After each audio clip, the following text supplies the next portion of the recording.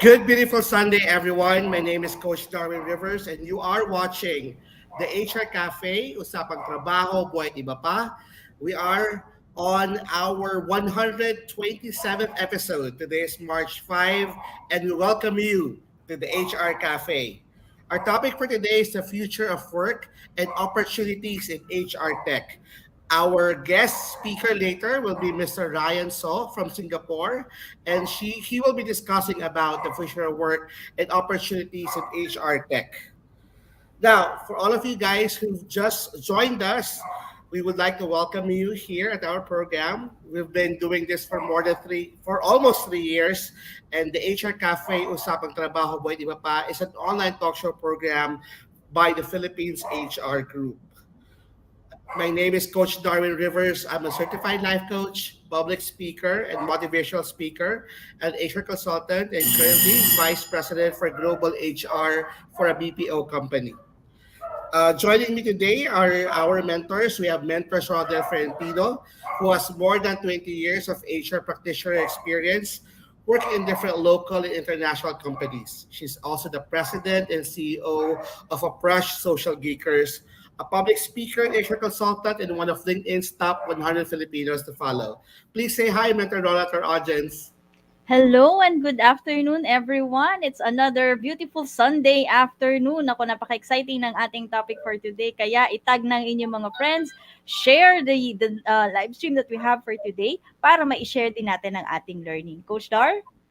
Okay, and we also have Mentor Tina Coang. Mentor Tina is an operations and HR leader with broad local and overseas experience. She's a general manager of a retail company, best known for online content and blog tinainmanila.com. And also, she's one of LinkedIn's top 100 Filipinos to follow. Please say hi, Mentor Tina, to our audience for today. Magandang hapon sa inyong lahat. Welcome to the HR Cafe. A lot of people are talking about new technologies, lalo na pagdating ng ChatGPT na naging uso talaga last month. And so many people are afraid about what is the future of HR. So today it's very timely that we actually have somebody from Singapore, Mr. Ryan So, who is the founder of FilPass, who will talk to us about the new technology surrounding HR and how we can use these technologies to make our jobs way easier and better. And with that, I'd also like to invite people to please greet us on the chat box. Leave your name, where you are in the Philippines or elsewhere, and where you work for so we can give you a shout out at the show. Okay, so for let's just begin the program. Here at the HR Cafe, we provide timely news and updates. We also impart knowledge and experience that are value adding and beneficial to our audience. We discuss problems, issues, and challenges, and provide answers and resolutions on HR topics.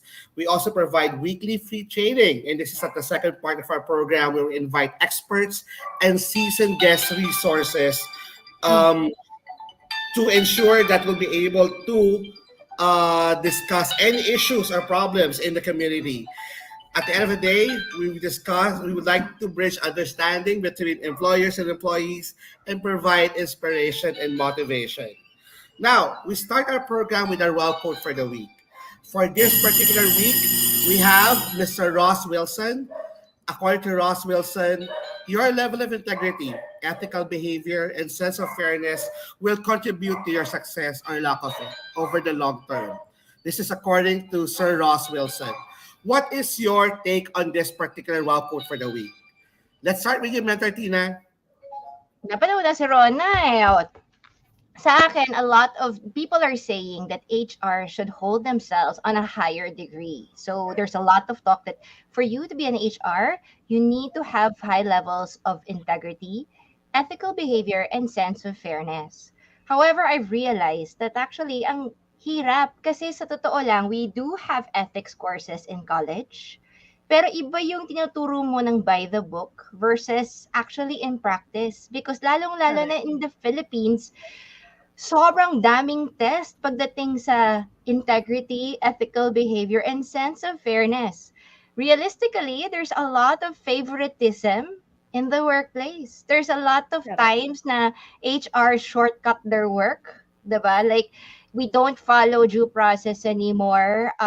There's a lot of things that are not really ethical or fair or honest. Even ang mga HR, kunyari lang ha, ginagawa mo pa yung payroll mo, tapos hindi ka pa pala tapos. Tapos sasabihin ng boss mo, tapos ka na, tapos sasabihin mo, hindi matatapos na 5 minutes. Pero you know it's a lie, hindi mo pa nasa-start. Alam mo yun? So I think we need to really reflect on what these words mean. Because even us ourselves, lahat ng tao nagsasabi, ako masipag ako, multitasking ako, mapagkakatiwalaan ako. Pero pagdating naman sa trabaho, sa pera, sa buhay, hindi naman yun yung ginagawa natin. Pareho lang tayo sa kanila.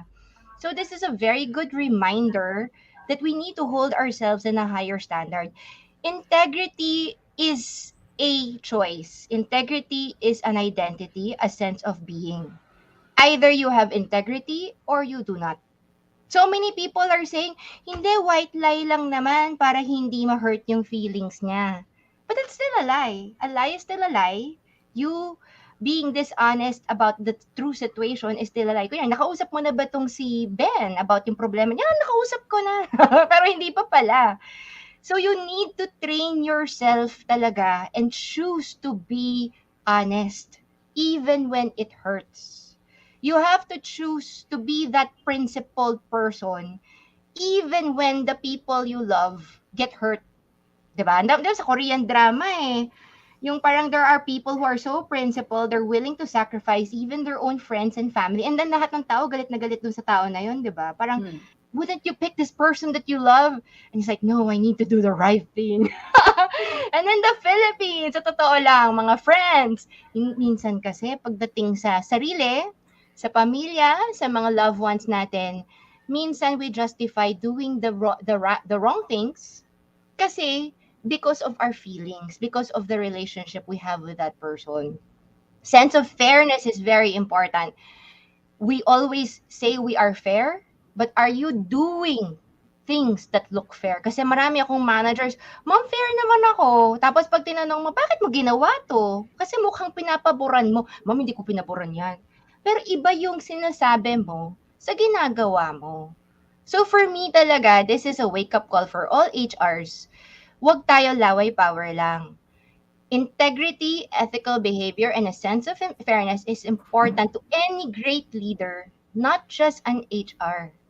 The question we ask ourselves is, are we really doing that?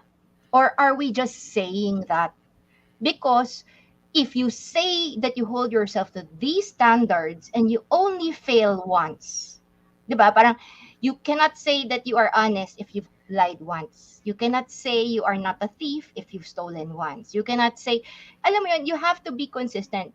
You have to be 100% full of integrity, making the right choices, and having a sense of fairness every day to everyone at every single time. Walang lusot yon. So for everyone na sabi, hindi, this one time lang. Hindi lang one time. May 2 times na nga, may 3 times na nga, may monthly na nga eh. So, please, if you want to be honest, be completely honest. Kasi if you are not, ang niloloko mo hindi lang ang kapwa mo, pero ang sarili mo rin. How about you, Rona? Alam mo, Mentor Tina, gusto ko yung madami kang mga sinabi na gusto kong ulit i-highlight kasi I think these are things that most people forget. Number one is when you said that when you have it, integrity is, and this also goes for honesty, is an either or situation. You either have it or you don't. Some people kasi think na if it's just a white lie, hindi pa naman ganong kalaking problema yun. Konti lang naman. Plus wala namang no harm done naman. Yeah. Doesn't work that way. It's either you have it or you don't. And gusto ko ring i-highlight yung sinabi ni Mentor Tina na this is a decision. People are not born with yung talagang super virtuous sila na hindi sila naglalay or na meron talaga silang integrity. You choose to do what's right even when no one is looking. And it is very hard, especially here in the Philippines, where the prevailing atmosphere is usually tainted with corruption. Ang hirap. And oftentimes, madalas sinasabi ng mga HR na, or tayo, not just HR, but madalas natin sinasabi na, sila lang yun. Ako, hindi Mm. ako gano'n. Na Mm. we view ourselves na, hindi yan nangyayari sa akin. But in reality, nangyayari yan.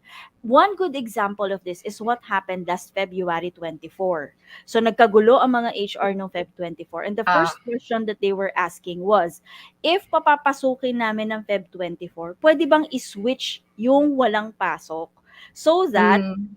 Feb 24 sila papasok, hindi kami magbabayad ng premium pay, and then Mm. Feb 25 sila hindi papasok. Total Mm. last minute naman yung announcement.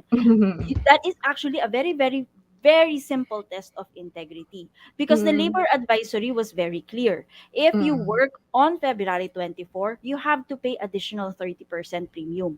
But how many Mm. HR na ang first instinct nila, switch natin, swap Mm. natin. Sabi ni boss, iswap daw eh. Hindi naman namin kasalanan yun kung ngayon lang nalabas yung announcement. Mm. True, hindi mo kasalanan, but it is very clear right from the start that if you have Mm. your employees work on what was declared as a non-working day, non-working special day, kailangan talaga bayaran mo sila ng additional 30%. So dun pa lang, Mm. that's a very, very simple test of integrity. Doon natin Mm. dapat iniisip, eto bang ginagawa natin? Eto ba ay naaayon hindi lang sa batas, but is it fair to everyone involved? Is it fair to the person affected na pinapasok mo pero hindi mo binayaran premium pay? Is it fair to Mm. that person? Pwede mong sabihin na, hindi naman namin kasalanan. Plus, meron naman silang long weekend, kaya nga sinwap namin. True, may long weekend sila. But in terms of what was supposed to be given to them, what was fair to them, did you follow that? So, dun pa lang check na natin. Itong mga ganitong simpleng bagay, maliliit na bagay, if we choose to be ethical, if we choose to have integrity, and if we choose to have a sense of fairness based on what is socially acceptable, legally acceptable, these are the small things that can actually lead us to become successful someday. And Mm. here's the thing, wala namang tao na from birth to the time that they die, wala siyang, Mm. hindi na compromise yung kanyang integrity or honest siya forever or fair siya forever. Walang ganun, because there are instances na talagang tayo din mismo hindi natin sure kung ano yung gagawin natin, at na-test din talaga kung ano ba yung willing tayo na isakripisyo or ano yung acceptable sa atin. But the ano here, kumbaga ang secret dito is bouncing back from that. When you make a mistake, when you did not, when you were not fair, when you did not have ethical behavior, did you catch yourself and corrected that behavior, or did you allow it to persist? Because if you allow it to persist and if you did not learn from it, dun tayo nagkakaproblema. If you want to be successful, you need to make sure that when you catch yourself na mali yung ginawa ko doon, you correct it and you don't allow yourself to do that again in the future. Sa akin yun yung mas importante na dapat nating matutunan dun sa ating wow quote for the week. What about you, Coach Dar? Ano po ang masasabi mo sa ating wow quote for the week from Ross Wilson? It reminds us that integrity is one of the core values of our profession. And if you, as an HR leader, or even as a rank and file HR professional, knows how to have this integrity as your core value, it affects kasi the culture of your company. Mind you, employees mirror the kind of characteristics and behavior that leaders or management um, gives out. Now, if nakikita ng mga employees na naku, yung HR namin, hindi naman pala may favoritism pala, or kaya hindi ethical, or questionable ang integrity at hindi honest, that will be that will snowball into a negative culture in your company. That's the reason why, as we all know, we've always been measured more than any other departments in our organization, because people look up to us and mirror mostly our behavior. So please ensure that, never forget, integrity is our core value, and we should always implement it and live it in all of our actions, right? Now, May tanong lang ako, 'di ba? Kasi everyone knows that favoritism is a disease within an mm, organization. A lot of we should actually talk about favoritism in the next few sessions kasi agree. it's such a simple concept, but it's so powerful in destroying the dynamics of a company because a company is like a boat that rows together. But when favoritism comes into play, it's like something may line that divides that boat and pits the two sides against each other. And when a boat rows one side and the other side rows another way, then the boat cannot get into their goal, into the finish line. And the thing is, with companies, it's okay to have competitors. It's okay to have economic recessions. These are things beyond your control. Eh. But Correct. favoritism is a disease that seeps inside internally, that lets people inside the team sabotage each other. Sobrang, how do you call it? Sa akin, if you want to destroy a company, put in a manager that has favoritism. No matter how big that company is, tataob yan because every people inside will fight against each other. Grabe, sobrang, what do you call it? It's an insidious disease, ang favoritism. Next na po. Okay, that's a very good discussion for another time, Meredith. Kasi Mm. ako, I agree, di ba?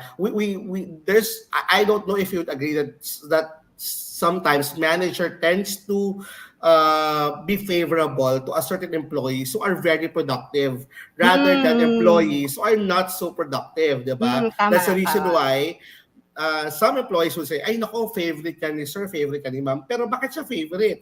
Kasi Oo, siya yung tama rin. nakakagawa ng mga bagay na Mm-mm. nakagawa niya mga bagay ng mas efficient, mas Tama. effective kaysa naman Mm. sa'yo na natutulog sa pansitan. So it's Tama really a rin. very deep discussion, and that's something Tama. that we can discuss Next next time. few episodes. But before we go to the HR question for the week, kasi naisip ko lang, meron tayong dalawang HR question for the week. Unahin muna natin itong integrity question. Can we Mm. terminate an employee who did not meet company requirements like educational attainment and did not disclose during the hiring process? Ang sinasabi kasi ng ating community member na post ito is, matatapos sa probationary period nung empleyado, nalaman nila na hindi pala college graduate. A requirement doon sa post na yon na kailangan college graduate siya. Minimum requirement is kailangan college graduate. Can they immediately terminate the said employee? That's the question that the community member would like to ask. What's your take on this, Mm. mentors?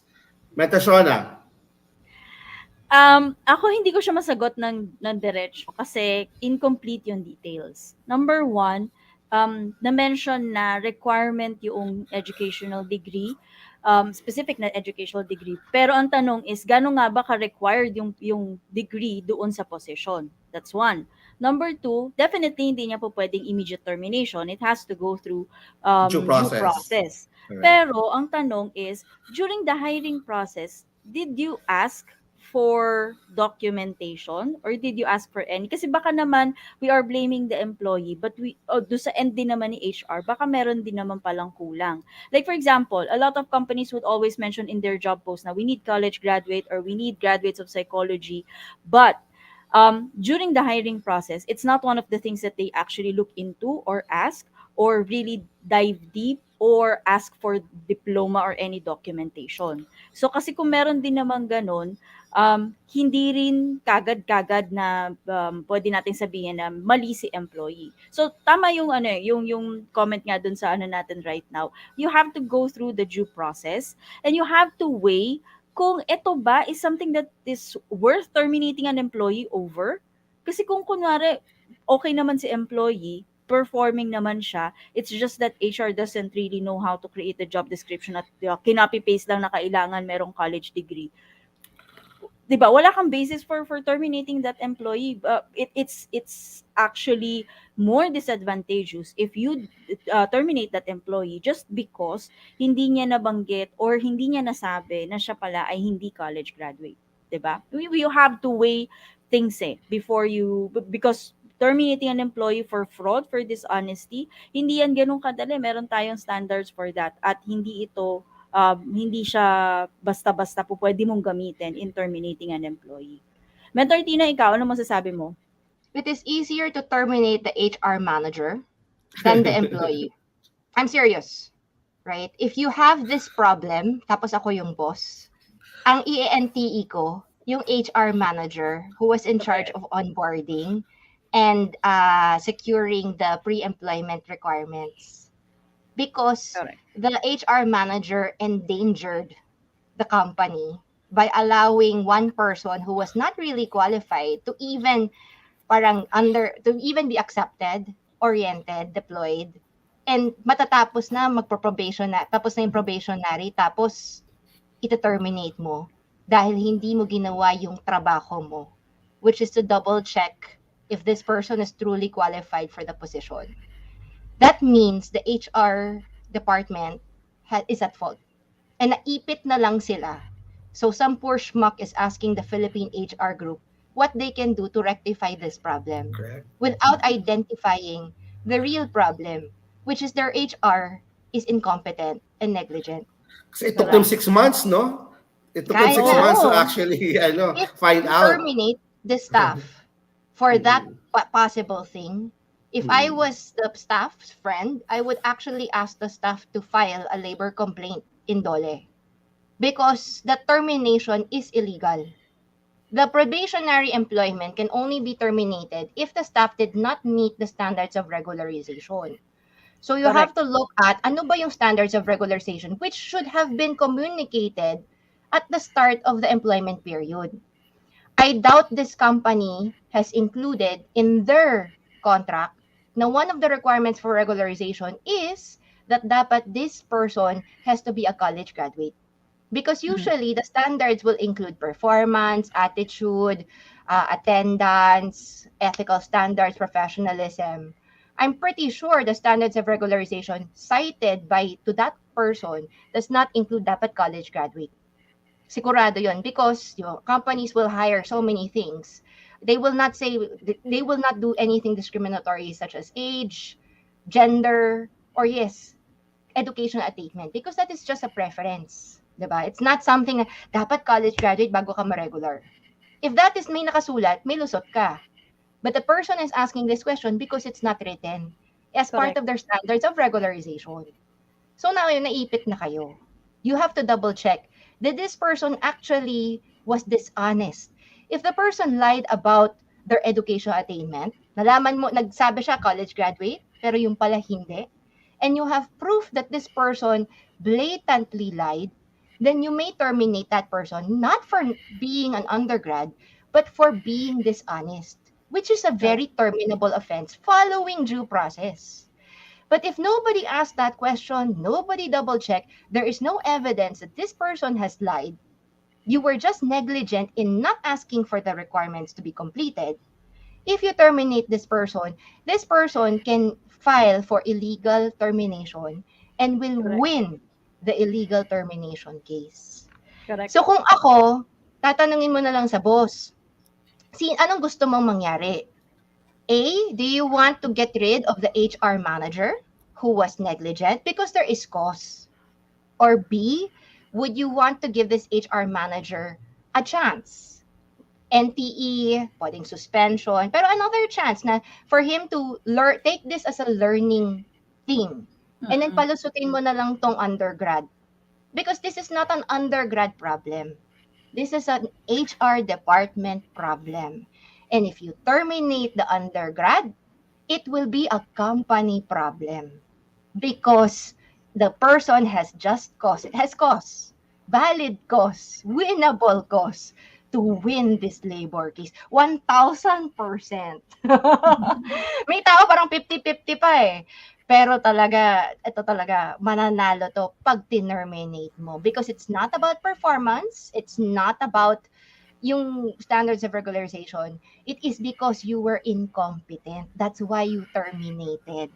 And that will win doon sa NLRC. Sigurado to. How about you, Correct. Coach Darren? I think that this problem looks into a perennial issue in Mm, the hiring system in the Philippines, where a lot of companies put so much into the educational attainment of an employee, even though it's not related to the kind mm, of work that they will be doing or that the employees will be doing, or sabi nga ni Mentor Tina, it's just a preference kasi your education. And again, we're not advocating na hindi nyo mm, matapos ang ang mga mm, degrees nyo. I'm mm, very much into higher mm, education, making sure that your degrees are finished or whatnot. But um, and please understand that education will just put your foot into the door. It will not make you mm, successful. mm, It's always how skillful you are, your behavior and whatnot, and mm, your mindset that will make you successful as an employee. Now, if the issue is sabi nga, nagsinungaling, meron kang documentation, then you have to do the due process and terminate for dishonesty and fraud, but not mm, because the person did not mm, comply for your educational requirement because the whole 6 months na nandun siya, pasado siya lagi sa mm, evaluation. Correct. And then, Mm-mm. ididing mo siya because dahil hindi nyo lang na-screen ng maayos from the onset, di ba? And again, I would like to take this opportunity to ask our HR leaders who are listening right now and who will be listening to this program, please, whenever you create a job requirement, um, think think that the educational requirement is really more of a preference. At the end of the day, reality is we hire members in HR that are not psychology graduate, that are sociology not behavioral science graduate. I've known a lot of successful HRs who are not even under behavioral science, diba? Mm. And I've known a lot of salespeople na hindi naman graduates. mm, The reality is you have to look deeper than education, than the education attainment. Yes, it's very important because it provides you the skills needed to perform the role. But hindi lang yon ang magiging reason for you to be successful. And that's something that I think we need to change. Kasi in first world countries, I know there are certain positions, certain levels na they are they do not really dwell into the education level of the person. It's really more of Correct. what's your experience, what's your skill Mm-mm. set. Diba? If Correct. your Mm. experience and skill set matches what they're looking for, then you will be successful for the role. May ano lang Okay? ako ha, meron lang tayong Mm-mm. medyo off tangent na related do sa question natin for the week. I think isa din sa mga nagiging problem natin in HR is that, and this has been a practice 2 decades ago, pagdating sa recruitment, ang usually hina-hire ng mga companies ay fresh graduate. Always fresh mm, graduate. Na which is wala namang problema doon if the fresh graduate is actually good and they're good during the interview and they can learn quickly, very fast. Walang problema doon. But you have to also understand that recruitment is a very crucial and critical point within the employee life cycle. Wrong hire cannot be cured by any training. Kung mali ang pagkaka-hire, no amount of training will cure that. So dun pa lang dapat yung uupo doon within the recruitment team, dapat they are aware of how critical and crucial their position is. Kasi otherwise, ito yung mangyayari. You let in people, and then the people within recruitment, they don't do the proper screening, the proper follow-up, the proper making sure that before somebody's onboarded, kumpleto na lahat ng pre-employment requirements, magiging problema to ng problema palagi. And tama si Mentor Tina, it is the problem of the manager. Dapat yung mga tao niya, natitrain niya to look into these things, especially kung importante pala sa inyo yung educational background. So, yun yung ano din natin, kailangan nating tignan dyan. Agree.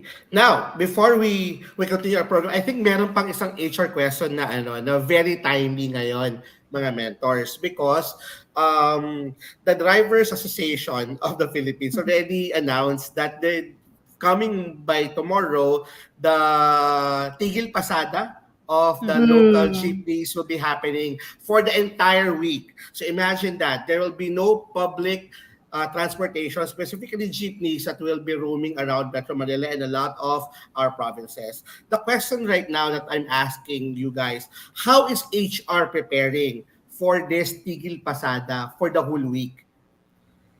What's Mm. your what are your recommendations or what are the things that you are doing? Kasi ako I'll be sharing from my end.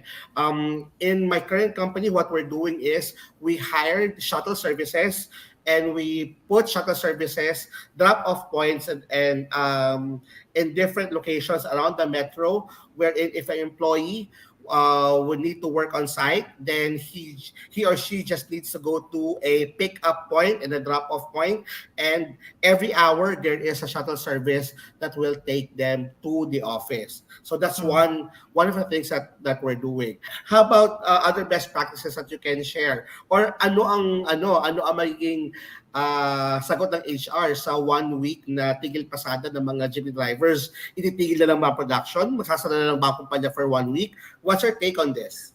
This is no Mauuna, different from last hmm, nung 2020 when during correct. after the lockdown mga June 2020 when the economy opened, wala rin siyang buses, wala ring jeeps. I remember there were carousels and so many people did work from home because they Mm-mm. were afraid na parang people cannot get to work. But Mm-mm. I can say, sa amin kasi, we're retail, so we have to report to work na. So I knew the traffic conditions. Surprisingly, people managed to still get to work. Ang sinasabi nila, kung gusto, may paraan. Kung ayaw, maraming dahilan. And that's Agree. really true because this is a very good opportunity then. That's why sobrang lakas ni Angkas at that time. So there's Mhm. Angkas, there's Joyride. So a lot of people are thinking, ay nako, this will really um, affect the way May that people impact, will get correct. to work. The Mm. honest truth is, if people don't want to go to work, they won't. But if they want to get to work, they will be They able to will. show up on time because that maraming paraan na hindi lang jeepney and bus. Companies who can afford it, companies who can afford it can provide shuttle buses, can provide work from home services. However, those who cannot provide it can provide a paano padagdag lang for the Mm-mm. transportation. So instead of taking the bus or the jeepney, nag-angkas, which actually is the faster way to do it. Additional of how much lang to get to work and then diretso pa kasi from door to door. 'Di ba? So that's already it, but it's more of a what do you call it? Feel good benefit, parang extra para may pang milk tea. Because even without it, people can still generally get to work. And I think people also have to look at when you hire people who are close in vicinity. Kasi ang daming Correct. tao, dahil recruitment, ang lalayo, Cavite to Makati, like Pampanga, because mura yung bahay. Companies with these type of problems should look into staff housing, not just for the transportation strike, but for the long term, 'di ba? Or housing allowance close by, 'di ba? And or bed spaces that you can because these it's not just a transportation strike thing. It is a whole year thing. And it's better talaga when people just walk to work or travel shortly to work because it's good for their mental health too. Rona? Correct. Actually, nabanggit na ni Mentor Tina yung gusto kong sabihin. Pero yung sa mga HR, 'pag naman itong transpo strike, eh dito pa kayo nataranta. Oo. Yung kurutin. Kasi nangyari na May sa atin napanood na ito. tayo. Oo. Alam na dapat natin ito, nangyari sa atin 'to noong 2020 na sobrang iksi noong, notification period na gawan natin ng paraan. So this should be something na alam na natin kung anong gagawin natin. Mas marami na tayong options ngayon. You can do work from home kung hindi kaya, you can do shuttles kung hindi kaya, somebody mentioned about transportation allowance for the 5 days. Ang dami na natin, dapat alam na natin kung anong gagawin natin at this particular situation kasi yung tigil pasada ay nai-announce a week before pa. So dapat ngayon planchado na kung ano yung gagawin natin, and we should not be panicking, we should not Mm. be, stressed out dahil dinaanan na natin ito noong 2020. But I do agree, kung gustong pumasok may paraan, kung ayaw maraming dahilan. Ang dami na nating modes of transportation. I don't even think that the Tigil Pasada would have a very significant Mm. impact kasi meron kang bus, meron kang MRT, meron kang taxi, meron kang Grab, meron kang angkas. Pwede pa nga kayong magpalagay ng carpool for your company. Correct. 'Di ba? Kung meron Mm. kayong mga magkakapareho naman ng panggagalingan, and if work from home is possible on your end, if na-try nyo na siya during the pandemic, then go back to that model para hindi na mahirapan yung mga employees, or reimburse mo sila sa kung ano yung magagastos nila kay angkas. Ang Mm. dami-dami na nating mga options ngayon. Agree. Mm. Are there any suggestions coming from our audience We'd about like to the read. Tigil Pasada or Mm. greetings from our audience? Early Bird, Mary Caballero from 3J Plastic World, and MFG is watching from Valenzuela. Good afternoon, coaches, is greeted by, good afternoon, coaches. Carmelita Tubadesa de Guzman is watching from Bacoor. Denise Palacio and Maricel Malio has tagged Sarah. Daday Kalahe Dino is watching from Paranaque. Sabi ni po ni Miss Mary, follow due process and investigate performance evaluation by standard. Neil DC Librada is watching from Pangasinan. Sabi niya, ano raw siya, HR siya ng manufacturing. Marami din nag-share na undergrad lang sila but work their way in building their career in HR and now going into data analytics. Academic pedigree is no longer a guarantee, but to be more equipped, I used to attend trainings and seminar to know more about the scope of HR work. Agree. So, meron din nagsasabi na Nori Wagan Kalida is watching from Santa Rosa, Laguna. Edison Andamo is watching from Las Piñas. JVC says, mga driver naman po ang natatanggal sa sarili nilang trabaho. Wag po na silang gayahin kasi blessed tayo every day without too many reasons to complain. Jobs are still a blessing from above. O, di ba? Leiden Agree. Tagiba is the one who said nga na she was an undergrad but was able to uplift herself under her own merit. Yeah, and she's back in the corporate world. Layden, I know, I saw Ah, your oo. update in LinkedIn. I hope this too. I hope that we can feature you again here at the HR Cafe. Yeah, Rhonda Byron Santo is saying she is in the HR profession for almost 22 years, handling senior HR manager, but she's only a BS graduate. Oh, gusto ko lang naman ng BS graduate. Next pa. Oh, bago pala yan, I just like to have a shout out sa lahat ng CHRP Batch 10 Manila kasi Ah, yesterday yes. graduation nila. Ah, Sabi talaga? nila, sabi Mm. nila, nanonood daw sila lagi every Sunday ng HR Cafe. So, Oo. and they have very good feedback for their mentors June and mentors Rona. So, maraming salamat po. So, I hope that you guys finish your certification. And I hope na sana, kasi sinabihan ko sila kahapon, mentors Tina, mentors Rona, na sana, kasi may mga consultant sa batch na to. Oo. Sabi ko sa Mm. kanila, mag-guest naman sila sa HR Cafe kasi we give Mm. Mm. opportunities to up-and-coming HR leaders here in our program. Oo, Okay? Mm. isa doon sa in-invite ko si Eric Asuncion. He's part of batch 10. So sabi ko sa kanya, baka gusto niya mag-guest dito minsan. Ayun. Agree. Mm. Okay, so Paano let's daw go. yung to proceed the CHRP? Sabi ni Sir Neil? Okay. There is a CHRP batch this coming April 15, 22, and 29. The registration will be posted at the Philippines HR Group pinned post. So hanapin niyo na po. Next week, magpo-post po kami ng pinned post for CHRP batch 11. And we hope to see you there in that particular class. Okay. Thank you. Next would be SSS. Mentor Shona, Yes, please. ang SSS po ay nag-a-announce na extended po ang ating ACOP or Annual Confirmation of Pensioners for 2022. Ito po in-extend hanggang March 31, 2023. Pero kalma lang po tayo do sa ating mga pensioners na nakatira sa Pilipinas. Hindi po kayo kasama dito. Okay, so yung mga retirement pensioners na nakatira na sa Pilipinas, hindi po kasama yung iba lang po mga pensioners na wala sa Pilipinas. Yun lang po yung mga kailangan mag-present. Okay? So para sa karagdagang details po para po sa ACOP, po pwede po kayong pumunta doon po sa website ng SSS or po pwede nyo pong bisitahin yung pinakamalapit na SSS sa inyo. Again, kung kayo po ay retirement pensioners na nakatira sa Pilipinas, hindi po kayo kasama dito. For the rest, you have until March 31, 2023 to comply with the 2022 Annual Confirmation of Pensioners Program. Ayan po.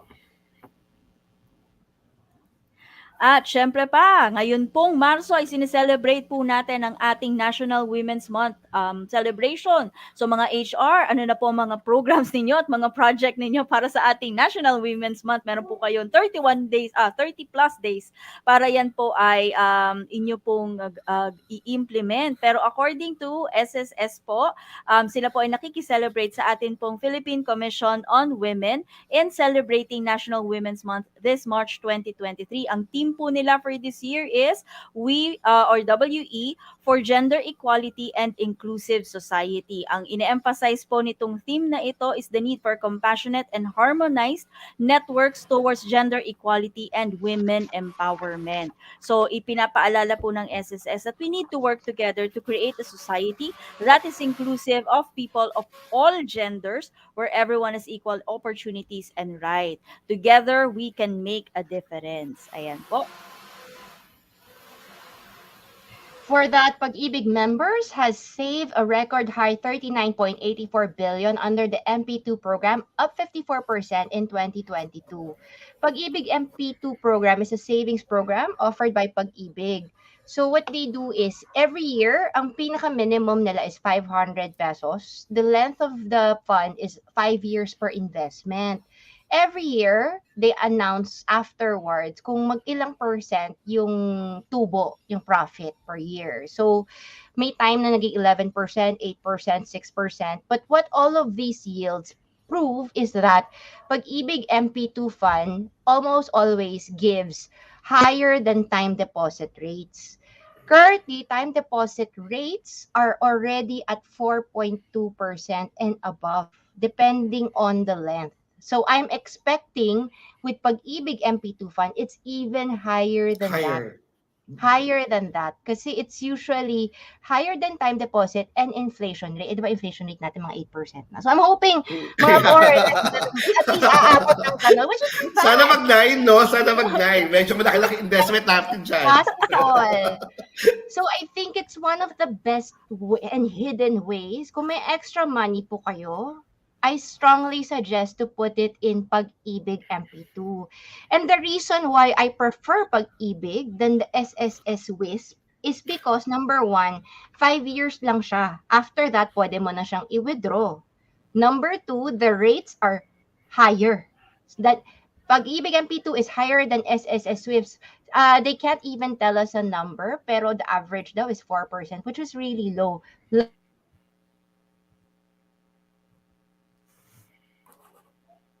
Medyo ano ata The si... SSS, but you have to wait until you die or you leave the employment or you get disabled before you can cash out. Eh by that time, hindi mo na kailangan ng pera. So for anyone, how to do it? Just visit your local Pag-ibig branch, either with a check or with cash, and then drop it. I've seen old women go to Pag-ibig and drop 1 to 2 million pesos in one go.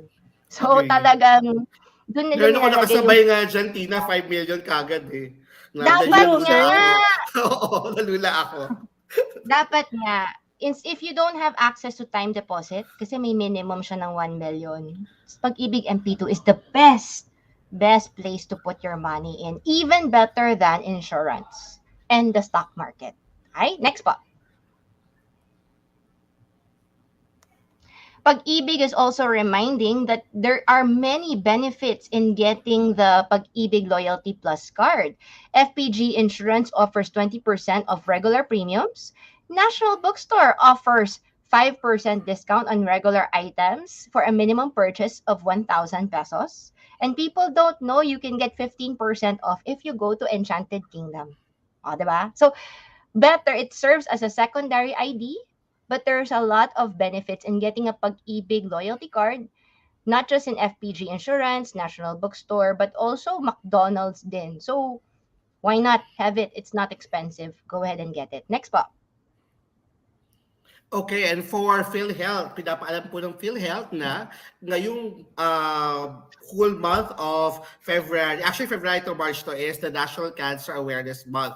So hindi pa naman sila nagpapalit kasi we've just checked PhilHealth social media earlier at patuloy pa nilang what you call this, um, pinapublish to. So, for breast cancer, stage 0 to 3A, meron po kayong benefit to 100,000. For cervical cancer, under chemo radiation with cobalt and bright therapy, low dose or primary surgery for stage IA1 to IA2 to triple 2A1, you'll be getting 120,000. For chemo radiation with linear accelerator and bright therapy, it's 175,000. For colon cancers, stage 1 to 2, 150,000. Stage 2 to 3 is 300,000. Ang sinasabi lang po dito ay PhilHealth ay sinusuportahan po lahat po ng uri ng pagkakasakit. Kasama po dito ang iba't ibang uri ng cancer. Ay either breast cancer, rectum cancer, prostate cancer, or leukemia. So, para po sa kumpletong detalye, po pwede po kayong mag-log in sa philhealth.gov.ph benefits or also tumawag po sa kanilang callback channel at 0917-898-7442. You can also check their social media. They have Team PhilHealth in Twitter and their website, of course, www.philhealth.gov.ph and their Facebook, PhilHealth Official. You can also email them at actioncenter@philhealth.gov.ph. Ngayon po, para po sa mga members ng Philippines HR Group at mga masugid na nanonood ng HR Cafe, alam ko po ngayong summer ay talagang nagbabalak na ang mga tao ng team building activities, ng mga summer outing, mga ganyan. So ang El Puerto Marina Beach Resort and Vacation Club is partnered with the Philippines HR Group, and they have beach resorts and vacation club in Pangasinan, Boracay, and Palawan. And just inform them that you are a member of the Philippines HR Group. You can reach out to the FB page of El Puerto Marina Beach Resort and Vacation Club, and members of the PHRG get special discounts and benefits.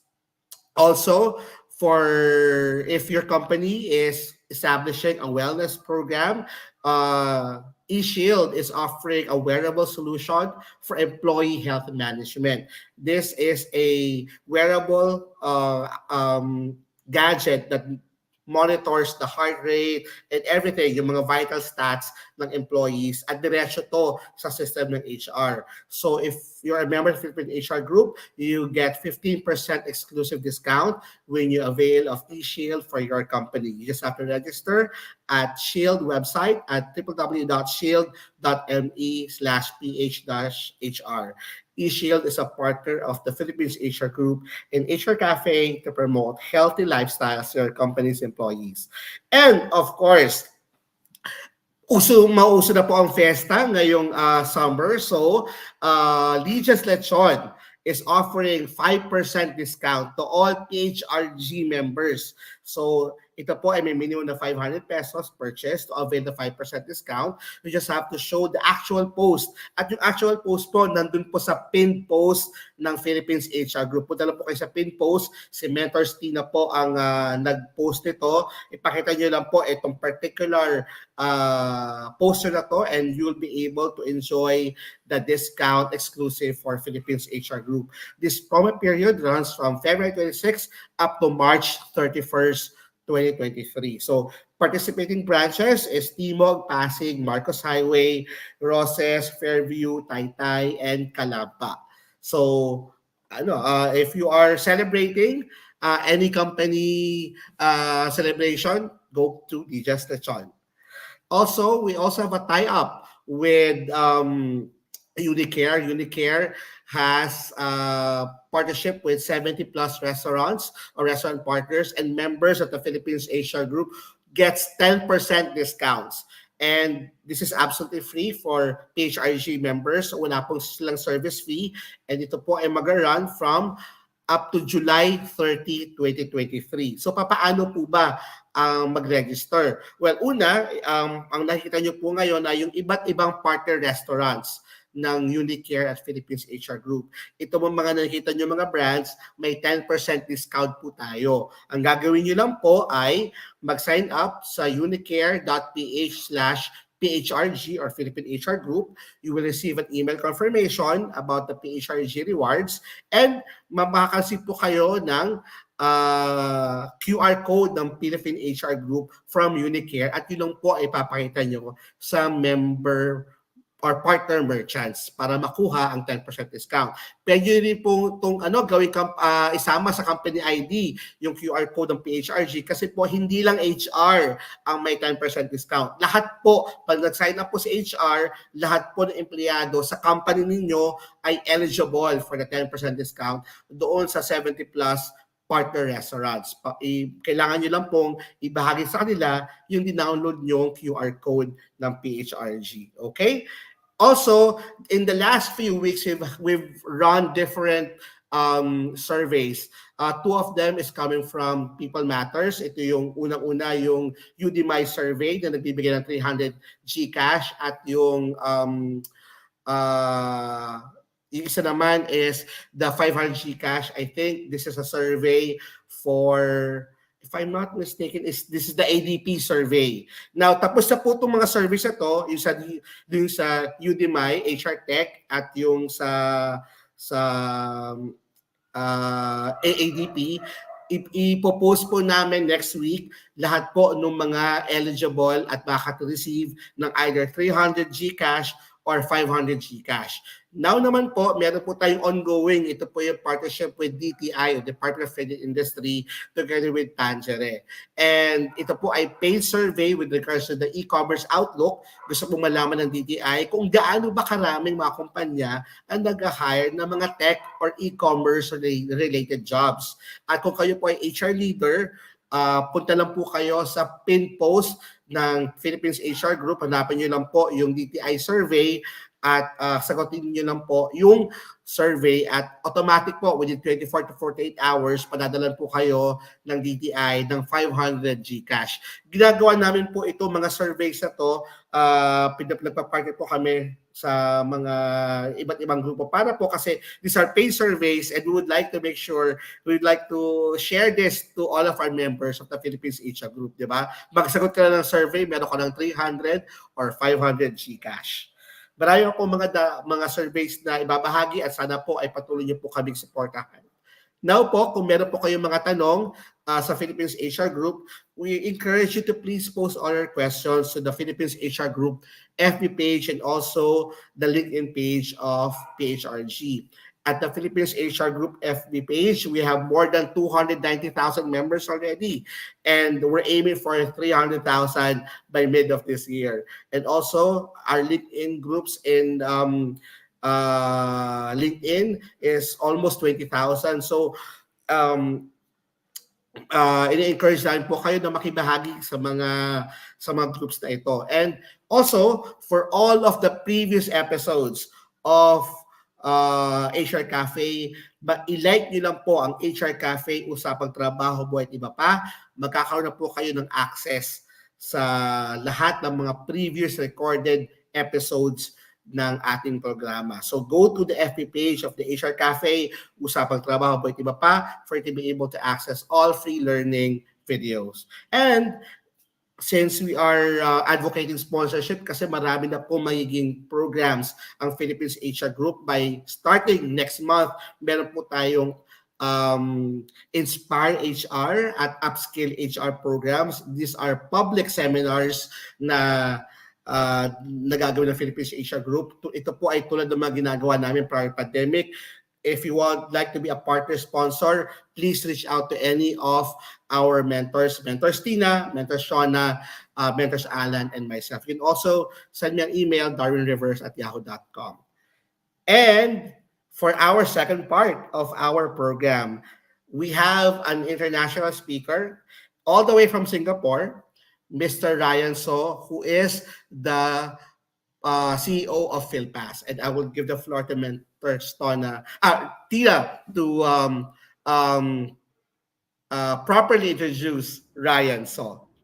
It is a pleasure for me to introduce somebody from the other side of the world. So there is Mr. Ryan So. He is an entrepreneur with over 18 years of experience and has been in the educational space for the past 12 years. And the blockchain space since 2017. He is the chief strategist and founder of FilPass and EduFide. So, just to introduce him, Ryan is a business strategist as well during his entrepreneurial journey. He is an experienced entrepreneur and has spent most of his journey focusing on education and technology related ventures. He embarked in the blockchain journey in late 2017 before starting EduFide, a tamper proof document issuance and verification system in the early 2018. Within 15 months from his official launch, he brought EduFide into 5 countries by developing a network of school partners and distribution partners. EduFide also won the Future of Education Award in APAC EdTech competition in October 2020, an event organized by AWS, Blackboard, and EduSpace EdTech Accelerator. He also created FilPass, a digital identity allowing individuals and companies to transact with agencies online and securely. The vision is to allow Filipinos to be able to leverage the tamper-proof technology effectively. With his passion for entrepreneurship, he spends his available time mentoring youth and startups to pass his wealth of knowledge. Let us introduce Ryan, founder and chairman of FilPass. Hello, Ryan. Yes, hi. Good morning. Yep, afternoon, Ryan, everyone. we've already introduced you, but can you give us what's your mission in PhilPass? Well, I mean, in short, we want to digitalize the whole aspects of making technology useful and easy to use for Filipino. And Mm. ultimately, we are looking at tamper-proofing credentials to make them easily verifiable. When you say credentials, Ryan, what do you mean by credentials? Will this be school credentials or more of like COEs or any training certifications or whatnot? Yeah, I think we go across the board.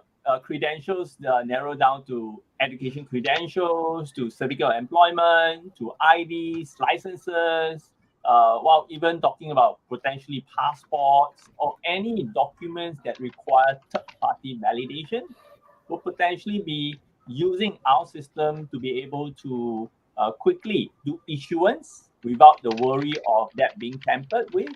And of course, for any verifiable verifier, just scanning a QR code or dragging and drop into a verification page. Okay, and your topic is the future of work and opportunities in HR tech. We'll be giving you the floor, Ryan. You have 45 to 60 minutes, and we'll be back for our Q&A portion. Sure. Thank you, Darren. Okay, thank you, everyone. I'm sure you can. Thanks for the time for being here. Good morning, good afternoon, or good evening, depending on where you are at the different part of the world. And technology is where bring us together. And you are watching this at the comfort of your home from Facebook Live or LinkedIn or whichever devices that you are watching it from. Today's topic: future of work and opportunity in HR tech. I guess we get the opportunity to share this specifically, I think, with the group of HR practitioners. And we are really honored to have this opportunity given by Philippines HR Group. From here, we can all see that all of us are involved in some form of HR and technology. By using Facebook, we are already involved in technology. But how is the future of work evolving in the HR space? The challenging and changing landscape of work have drastically expedited certain work that we do, specifically because of a change and the rise of remote work.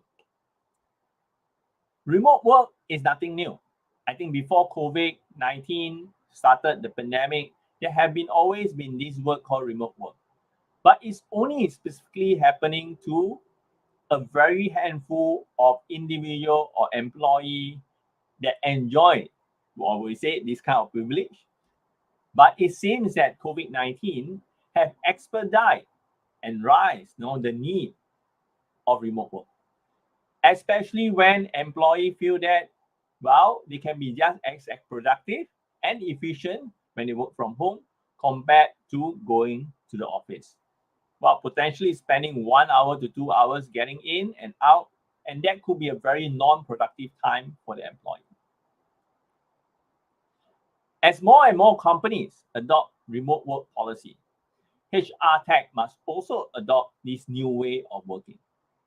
I guess in terms of HR tech, we are not expecting specifically new HR tech, but we are talking about HR tech that specifically support the remote work policy or a further enhancement of the policy to support remote work. And specifically, I think when coming to the technology space, there have been a lot of technology evolving and coming up within the past, even not just years, but few months. I believe all of us heard a very hot topic, which probably be ChatGPT. And these are some of the things that's changing the landscape of not just education, but work as well. So beside the remote work engagement, one of the things that we're definitely looking into for technology to look into a proper engagement of employee. A lot of employer or even a HR officer will now know that retaining an employee is definitely more effective than keep on hiring new ones, because there's a lot of training involved, getting into company culture, and that is a kind of loss, time loss and opportunity loss for any business than compared to potentially retain an employee and keep them loyal to the company. So how can technology help in specifically focusing on employee engagement? We all know when you look at our fingers, no finger is of the same height. Similarly, just like employee, no employee is same.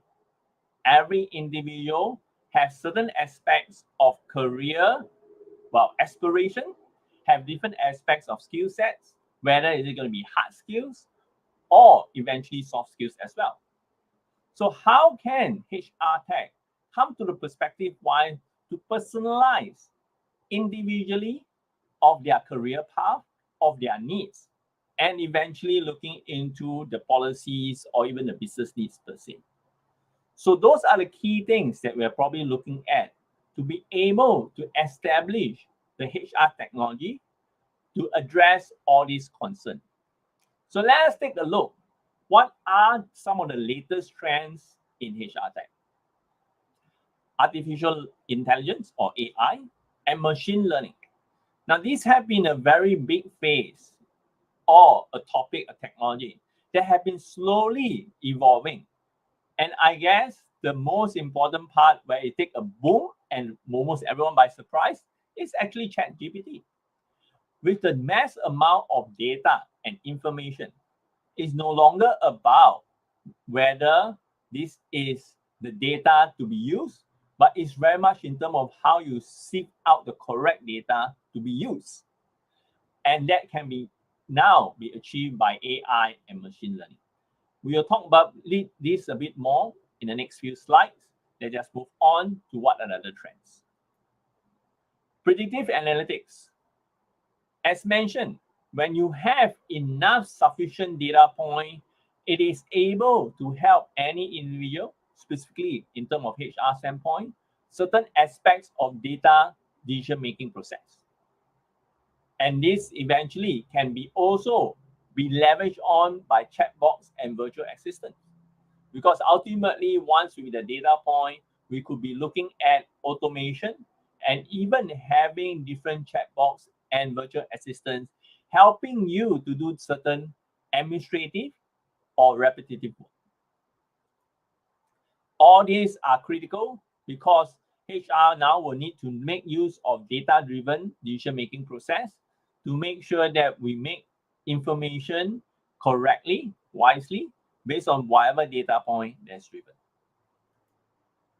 And there's definitely a need for upskills and reskills. specifically because of the technology that's happening up over here. Some of the skill set that we used to have could be obsolete or required to be upskilled.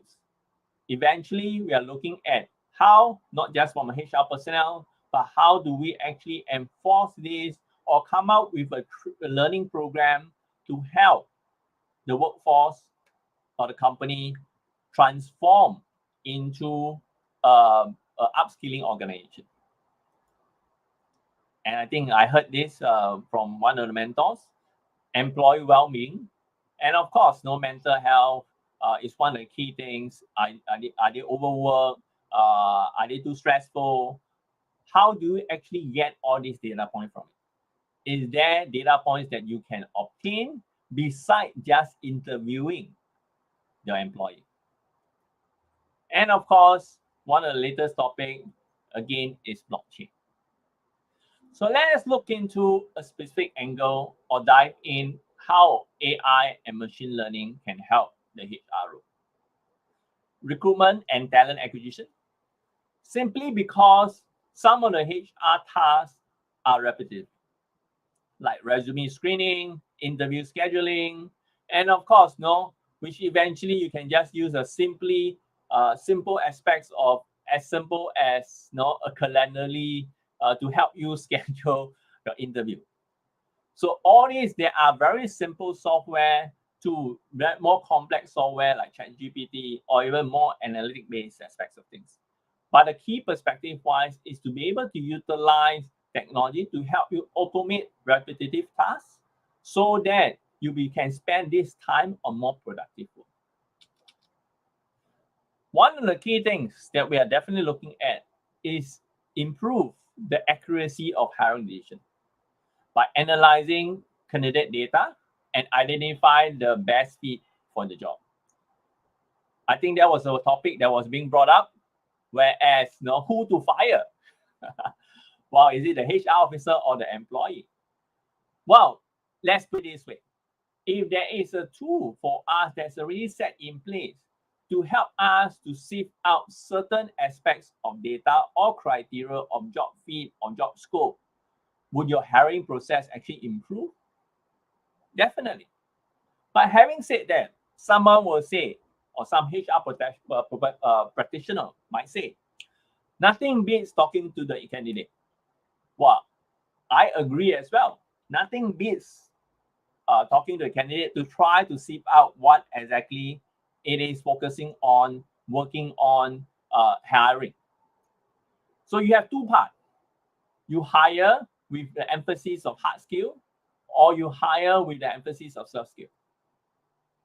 Either of which you can use automation or resume screening to help you focus on it. Like for example, if we are looking at a hard skill perspective, which generally look into the experience, the credentials of the candidate, and those are typically can be easily reflected by the resume. And that is where you can speed up the perspective-wise of putting in the hiring process. But if the emphasis is on soft skills, like business development, all right, or even certain aspects of HR, of experience, then typically this could be much better done by talking to the candidate to find out more. But nevertheless, you can find that eventually, even going through the soft skill evaluation first, the software of AI and machine learning could potentially help you to shortlist the candidate after you have interviewed them. So regardless of what, it all depends on where AI and machine learning comes in play. Is it first to assess the hard skills, or later after you interview the candidate and then giving you a more precise and accurate breakdown of why this candidate is shortlisted? So those are the key things that you have to look into, whereas AI machine learning is here to stay, but how effectively can we utilize this to aid you in your talent and recruitment acquisition? As mentioned earlier on, data point become very important. It's no longer just about talking to the employee, finding out his needs and wants, but are we able to get in information from their day-to-day work, from the tasks they are being assigned, to the speed of completion of certain tasks. All these ultimately are data points that can be retrieved depending on what software you're using. But ultimately, this becomes some form of information tracking. Like, for example, if the same task uh, 2 months ago can be completed in 1 week, currently now it becomes a 2 weeks basis, and it constantly been changing up and down with 1 week, 2 weeks, 1 week, 2 weeks. Well, if it's the same task, then it could be aspects whereas employee is having some challenges with probably his work life aspects of things, and that's where potentially HR can go in and have a chat. So those are early flags, indicator of how employee engagement can be early detected, and really about also identify area of improvement to improve employee satisfaction and retention. So one of the key things now when talk about employee engagement is really also about satisfying your remote work team and of course the face-to-face team. So again, engagement of different tools for both HR technology aspects of things, whether it could be a specific tool to use for a fully remote team or potentially a hybrid team or face-to-face team as well. So those are type of things that is currently happening, and it's going to be here to stay because remote work is potentially part of the equation of the hiring process moving forward. Learning and development. I think when it comes to AI and machine learning, you're really able to look at what is the skill set gap and training needs by analyzing employee performance data and identify area of improvement. One of the key things definitely Philippines is doing is setting up Philippines skills framework, which means identify key sectors, looking into the competency level, the skill set gap, or breaking up to level 1, level 2, level 3, or looking into further aspects of what is the competency level for each of the skill set, whether the knowledge base, whether is it going to be a level 2 or level 3, and pertaining to if that candidate want to potentially be a HR director, what are the other skill sets required? So we are really looking into formalizing, structuring data point so that every employee know exactly if I want to go from Makati to Mandaluyong, what transportation is he or she going to take? So as a HR manager, now you have the tools to be able to tell them, oh, you need to take this gypsy and drop here and probably change and walk how many meters here and there. So transform this into learning and development roadmap. And these are the data points eventually will come in to help you better track and guide the team moving towards the company goals and also the employee goal as well. So these are some of the things that is already happening in the technology space.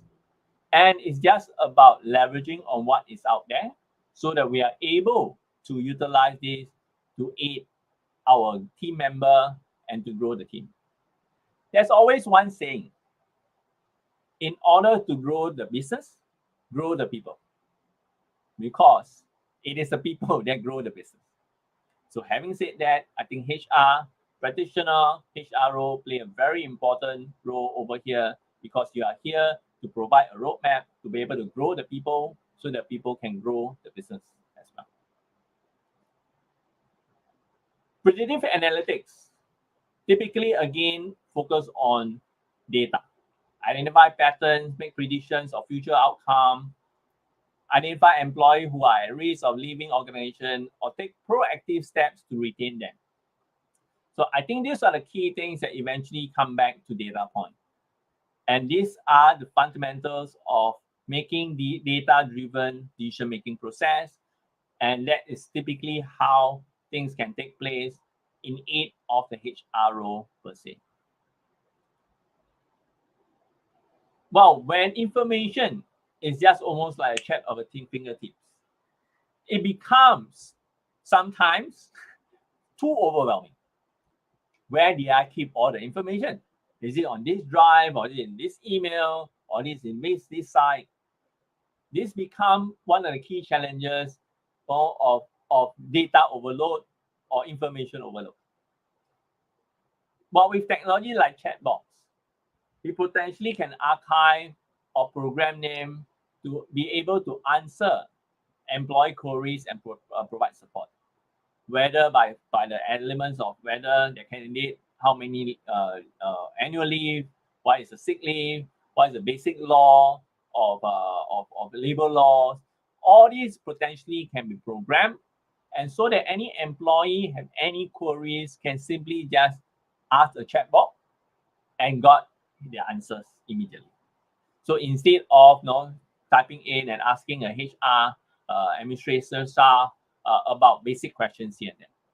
Well, it doesn't mean that you totally ignore, but you probably will get prompt as well of which employee utilize the chatbot, what kind of questions are being asked, and provide a better support as a follow-up with the candidate. Did you get your query solved? I think those are the key, more effective ways of following up, showing care and concern, and making sure that the employee queries is fully addressed, and not just taking the questions on head to head and trying to answer them, and then the follow-up perspective takes time.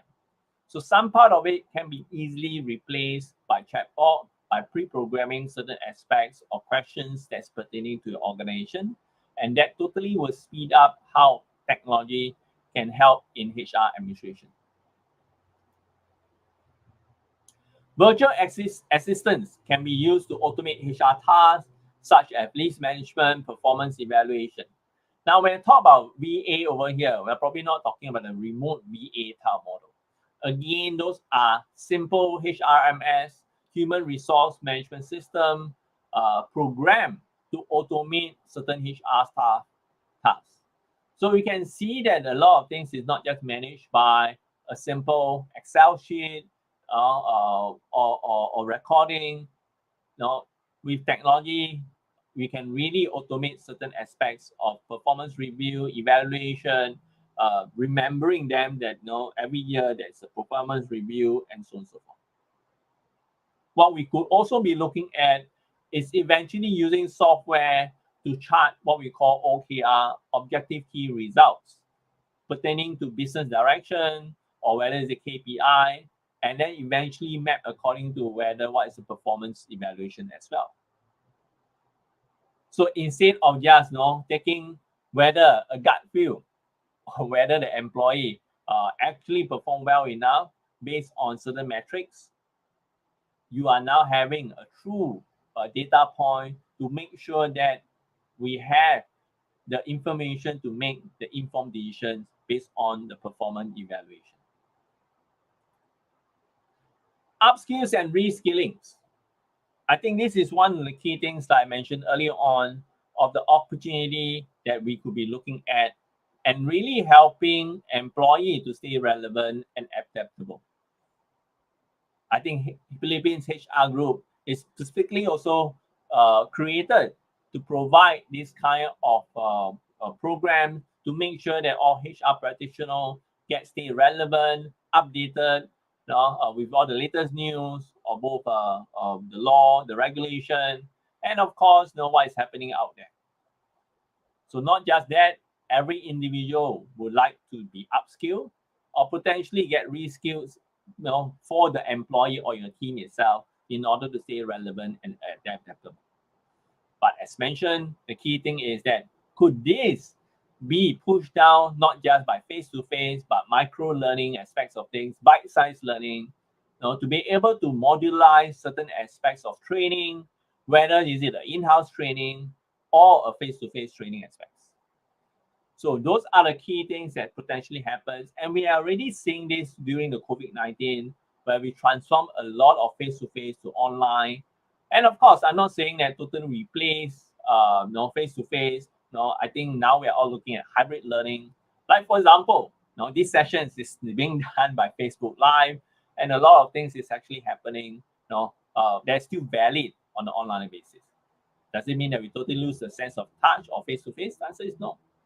So how program can be customized to break on online learning and face-to-face is just something that we can definitely help employees stay relevant and adaptable. Employee well-being, mental health. These specifically have been more important, with HR professionals looking into ways to support their mental health.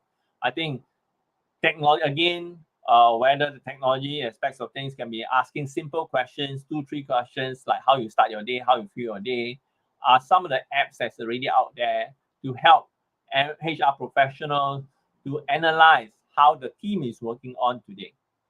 Whether is it something happens within the team that affects a group of team members, and then eventually affect the whole department. Well, that could be something that need to be looked at, and step ahead for mental health aspects of things. Again, looking into softwares and application that's out there that can help you make informed decisions based on the employee well-being.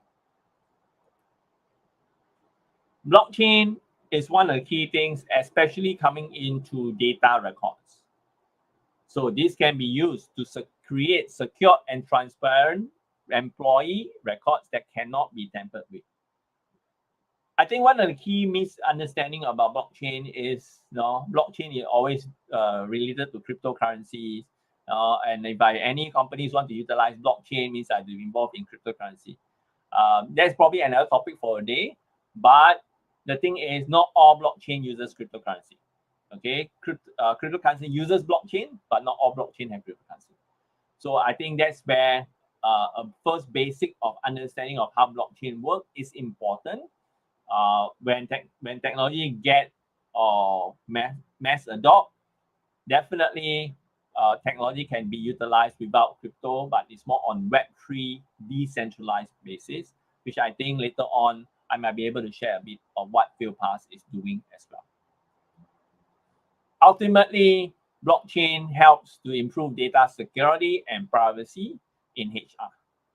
I think one of the key things is really also about data ownership, the ability to let data in the individual own the specific data and have the ability to share and revoke, cancel. So those are the key things that we're looking at. So how eventually, HR professionals issuing out COE for current employee, can you actually put in expiration? Can you do revoke of the documents that's being issued? So all these are technically happening to data security and privacy as well. So this is where blockchain can definitely help. So what are the opportunities in HR tech? I think, to be frank, there's a lot of software that's out there. So really, as a HR practitioner, again, depending on the size of the company, you need to prioritize what works for you. What is the most important thing? What's the pain point that you want to solve? And looking into a specific HR software or HR tech, to help you solve your needs. But of course, we have listed down potentially a few for you to start looking into some of the opportunity, or help you to bridge certain of your operation and process, so that eventually it makes your life easier, makes the employee life easier, and of course eventually improve the whole business outcome as well. If we are constantly recruiting, one of the key things from a technology standpoint is really improving recruitment and hiring process via tech. How eventually it's not just about sending emails of resume to a specific email, but potentially, like for example, having a pipelines of different job descriptions so that the candidate can just submit the resume and put in the information into a HR recruiting software, so that you can simply just do the funnel of which is shortlisted via the resume selection, who is supposed to have the interview. So all these are automated in that basis, in the manner in the interview portal itself. So ultimately, if the HR portal is able to embrace machine learning aspects or AI, then that ultimately will be able to suggest certain aspects of how recruitment can take place. But like I mentioned, it depends on the emphasis of you putting hard skill first or soft skills first, and of course where you want to prioritize the interview aspects of things. Okay, so that is where technology is there, but it is not so rigid. You have to be flexible to make sure that you know where to input, so that it makes your hiring process more efficient. Of course, enhancing employee engagement and retention is definitely something that you can definitely look into. Ultimately, there's a lot of data software that's out there, like for example, KPI, or OKR, objective key result software, or say as simple as project management software, which may not typically be part of the HR scope, but the project management software aspects of things could return, like mentioned, how fast the individual can is doing the work and so on and so forth, which then eventually map according to KPI or OKR aspects of things. So those are the key things that comes. There's not a direct engagement, but eventually will be some of the metrics that you might want to look at in terms of analyzing evaluation perspective.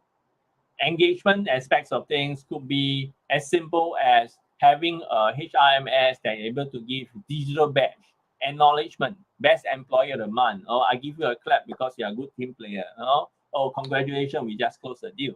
So not necessarily this is just about face-to-face, but how eventually you are using software, whether intranet or even Facebook group, to be able to give employee recognition, and so that they feel recognized and obviously have a better retention. So the key aspects is really looking into the other perspective wise of how do you make sure that you understand employee needs, continue engagement, and so that you have a better retention. Streamline HR process, and of course, eventually we are looking at increasing productivity and efficiency by using the HR tech aspects of things. Of course, in any other software, there's always challenges when it comes to implementing. And this is a global issue. Skill set gap and talents or shortage. So how exactly can individuals look at different aspects of potentially shortening this up and potentially working with direct to source type of model? Like for example, working directly with schools to make sure that you hire the latest. Well, some may say that fresh grad may not be the best candidate, but fresh grad potentially could have the knowledge base of what is happening the latest. Of course, in terms of the higher perspective wise, okay, I as an employer, as a founder, I too do not hire based on the education level. I hire based on the soft skill perspective. Okay, but ultimately, soft skills or the attitude itself is one of the key things. But ultimately, finding out the hard skills perspective wise is the base milestone for hiring. So you need to be able to close that gap. And I think one of the key things, and this is in fact a global issue, of when technology is evolving too fast, how individuals evolve to actually make sure that internal team get upgraded, internal team get educated, so that the implementation software is actually there. So most of the time, softwares are always out there. Okay, specifically, I think in the 21st century, there is no software that's out there that cannot solve any problem. Almost, okay?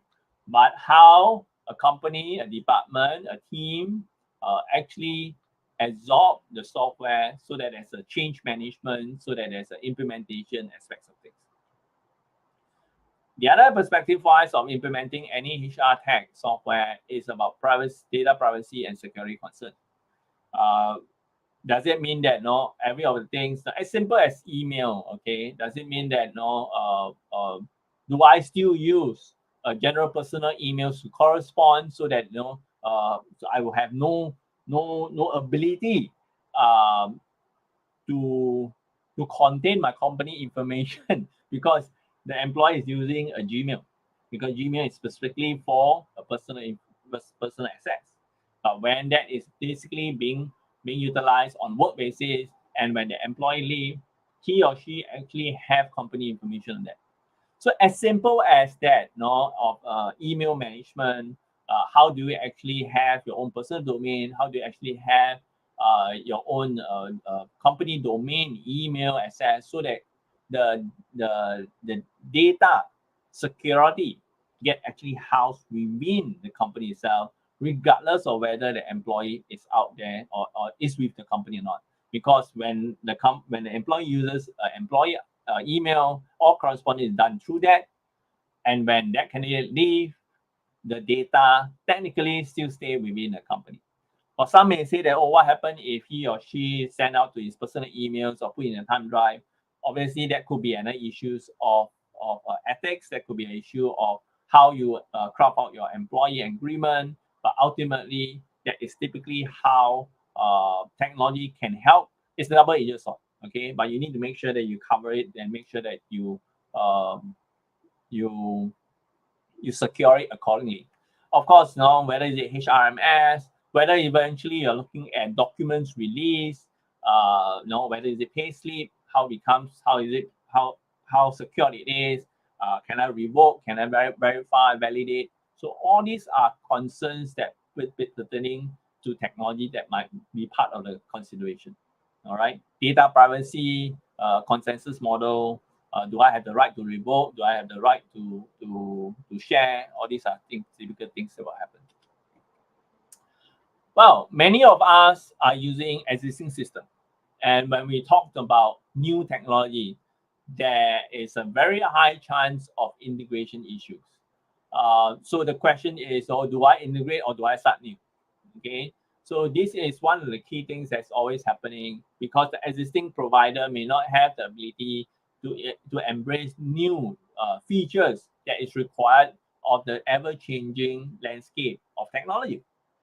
So integration with when new tech with existing system become a huge challenges in terms of that. So this is specifically for more advanced company which are already using some HR software, and this typically is always there. It's not just you are in this yourself, but I think this is something which is already in existing of a culture basis. Okay, and of course, next thing as mentioned, software is always there, but now, if no one uses the email, all right, I still prefer to use my personal email to do my work, but no, I'm not to use a company one. This is reason to change. All right. So it could be other things like filing your HR your leave via the HRMS system. Reasons to change. Or they are just, oh, I've been doing this for years. No, I just email the HR officer and okay, I want to submit. I want to take leave. No, oh, there's record. Compared to I have to log in, have to file my leave and click a button here and there. Reasons to change. So it's not about whether the software is out there, but it's really about having that culture to make sure that you shift of using these tools, to make this more life easier for every stakeholders as well. So when we talk about the aspects of data privacy, security, and a lot of other things, let's just zoom into one perspective wise of how things gonna work in a HR aspects. Okay, I'm just gonna pull out one element of scope, which typically the type of documents that need to be tamper-proof and verifiable. Okay, so this potentially could be one of the key things that that you're doing in and out. All right, whether payslip could be a function of HR, could be a function of account, or in a smaller company, HR and and account could be the same. Could be the same person. All right, that manage the pay slips and stuff like that. So let's just look at some of the key documents that a HR personnel or HR professional will be issuing that need to be tamper-proof and verifiable. Payslip is definitely one of them. Like for example, potentially looking into their candidate need to do a submission for a bank, and how that can be verifiable. Can I just change 30,000 into 80,000, all right, just by adding two stroke to the tree. Yeah, so those are the key things that potentially can happen, and that's one of the key things that is actually happening on the ground. Employee ID, many, again, depending on the size of the organization, you might issue physical ID. that have certain function, whether it's in FRID, tap in, tap out, and you're potentially having a discount, over certain merchants, employee staff benefit.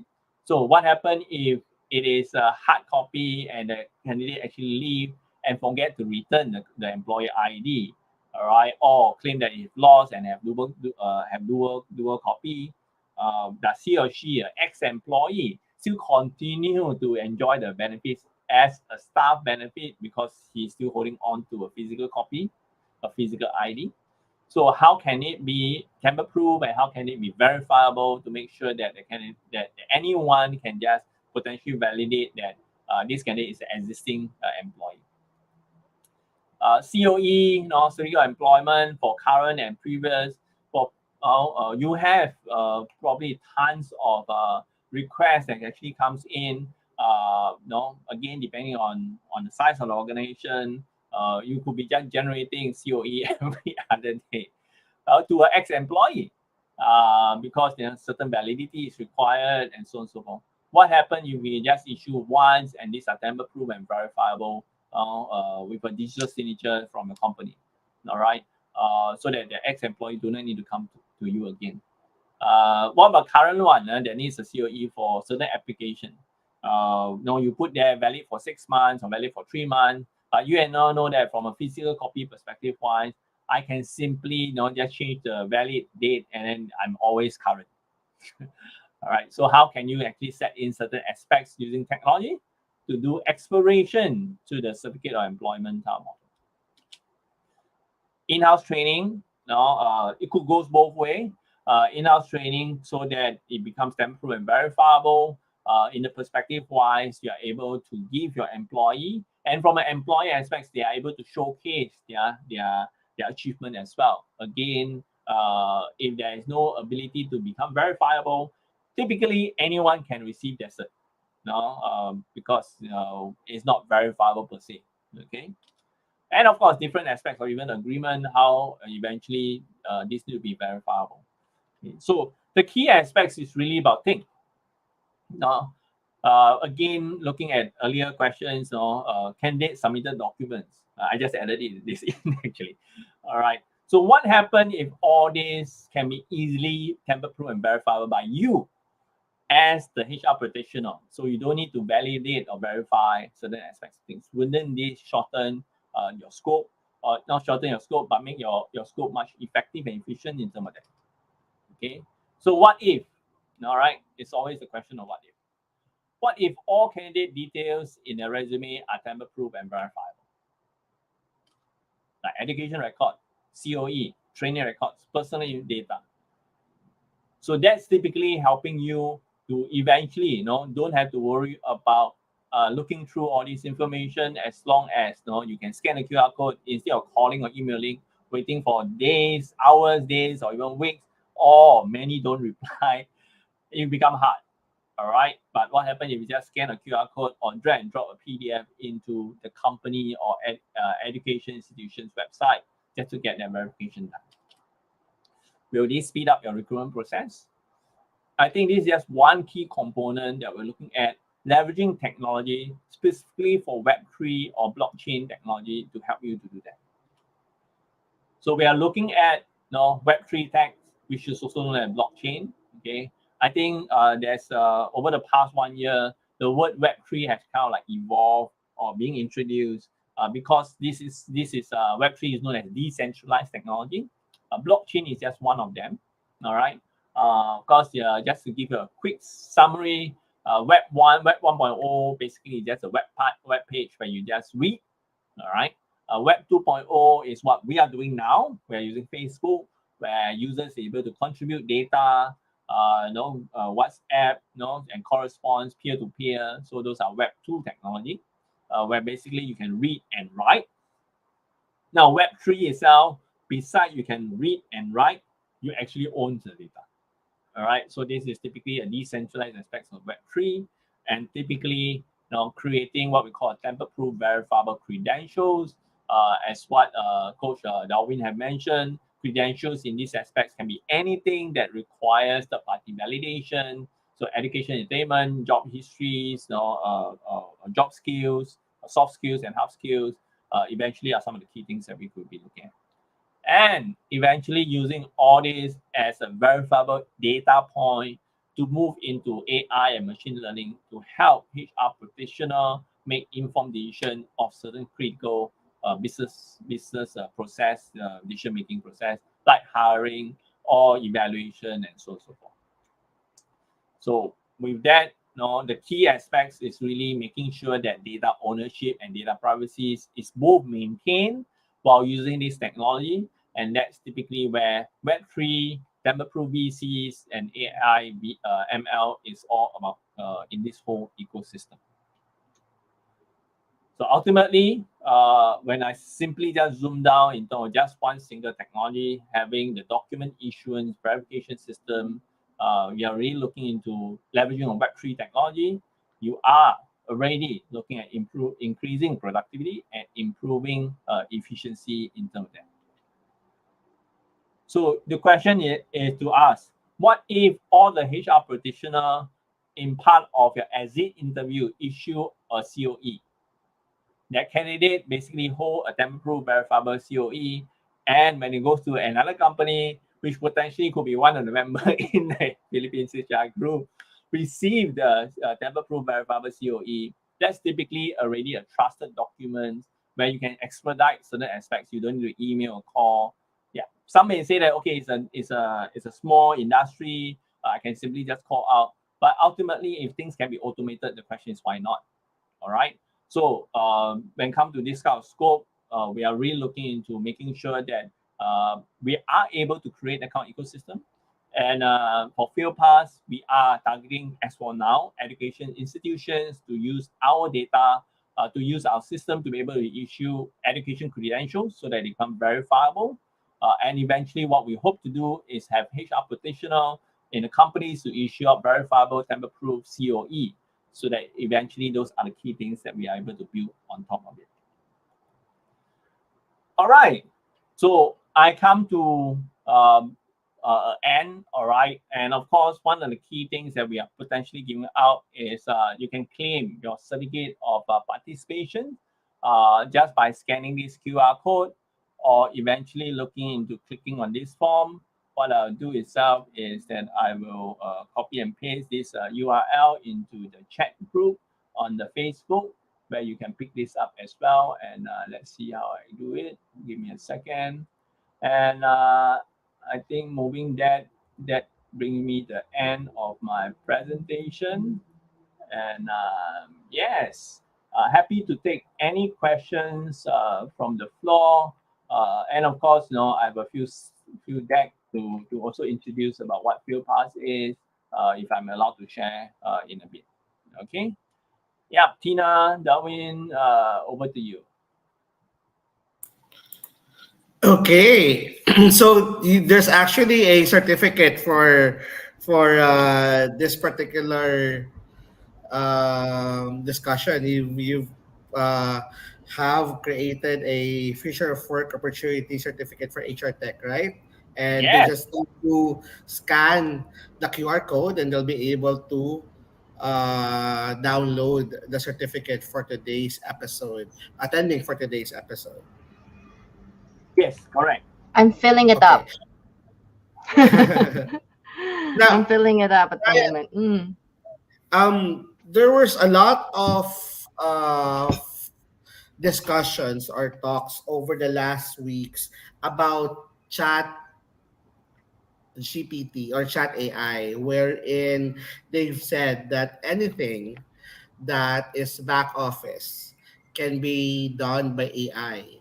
ChatGPT. What's your take on it? I mean, I've had discussion with HR where they're saying that if ChatGPT can actually create policies, then what's the role of HR anymore? If automatically ChatGPT can create policies, processes, or can actually create analytics.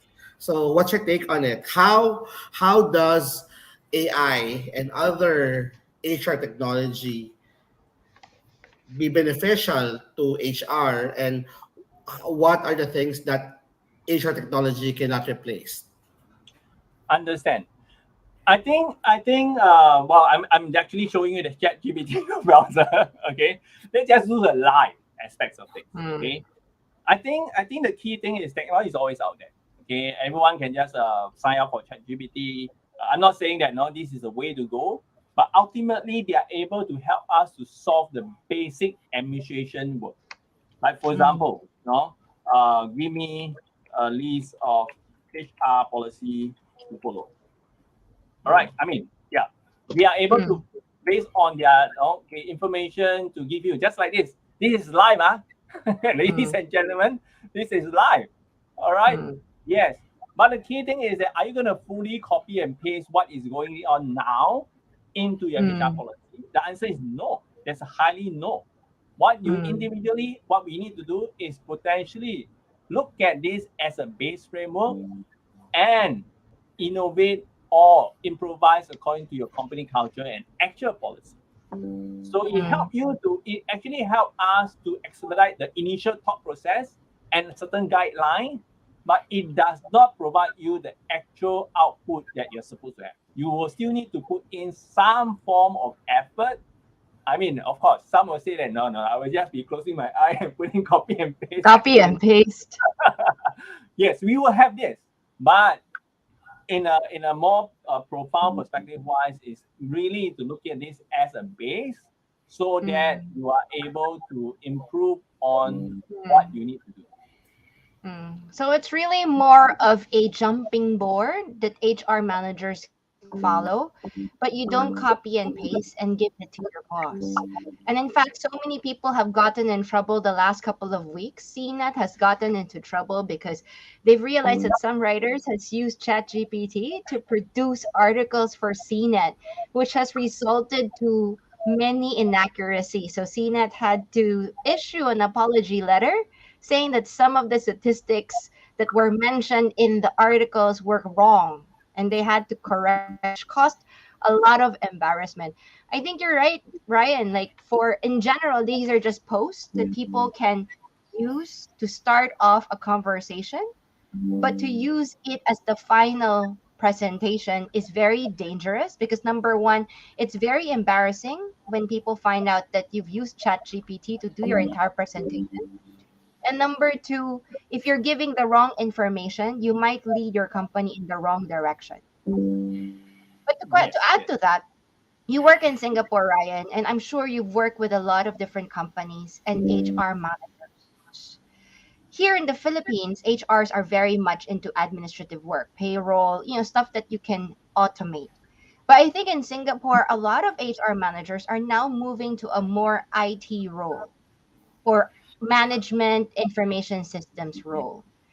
But a lot of people here, they're not trained as MIS. They're not trained in computer sciences. They're trained in psychology. They're trained in HR. They're trained more on that type of field. How would you suggest managers bridge that gap, right? Given that many of them are already working, have graduated maybe 10, 20, 30 years ago, and all these new technologies are coming in. What can you see are the best practices in Singapore for HR managers to be more tech savvy? Okay, understand that. I think before I even start on the how, I think first of all, the individual must be accepting the reality that that individual need to change, need to improve. Mm, All right. So fundamentally, if that is the mindset that I need to improve myself, upskills and reskill, so to speak, mm, then that's the mm, first most important step. Then the mm, how is not going to be an issue. All right, mm, because the key aspect is that we have to accept the fact that all HR information administration instead of using Excel now is moving HRMS. All right, information system. mm, So do I still need to resist of no? I still prefer my email mm, or Excel, or should I adopt a HRMS system just to make my life easy? So the transition perspective wise, I think is more a mindset rather than how to go about doing it. If you mm, have the mindset, knowledge is always out there. Even with Google, just Googling, I always call it, just ask professional Google. That was before ChatGPT. Now it's different. So I feel that it's more to be willing to take the first step because the world is changing, and that is typically what the critical aspects of it. And of course, no, the immediate transformation you're looking at is at least have a basic HRMS just to start off with, so that you understand how technology works. Or even you are a slow learner, but if you are keen to take that transformation yourself as a personal growth, then eventually help the company, then I think that is beneficial for everyone. And a lot of HRs here are quite busy with administrative and operational processes. But you talked about learning trainings and learning and development, using technology to standardize learning and development. For many companies who are small to medium, do they need to hire a separate team to spearhead that learning and development? Because it seems like they're already busy with employee complaints, with payrolls and benefit. Do you feel that companies must actually set a person or a team to organize this, because it requires a different type of mindset or headspace? Understand. I think, okay, again, it depends on the priority of the organization. We know that as a company, we are always tied down with Right. operational stuff in and day Right. out, day in, day out, and it's quite hard for upskillings and reskilling. But the question is, if the head of organization or the HR directors or whichever don't spend time on it, then the question is, will the organization business get outdated? Mm, So again, while we are good for now, will the company be good for later? mm, So it is mm, not really about I don't have time now, but mm. nobody have time. It is about That's how true. you prioritize business opportunity, business growth, and input upskilling and reskilling into the whole operation. Mm, Because I mean, we all know for the chat GPT again, all right, there is going to be a content writers, marketers going to be affected, mm, mm. all right. Yeah, I mean, that's just an example, Yeah, but that's a fact. yeah, that's a fact. But does their role stop there? No, now they go into more creative role. So Yeah, it's agree. really about evolving over time and keeping Mm, up with time. So mm, it's really not about having someone outside to go in. I rather look inward first.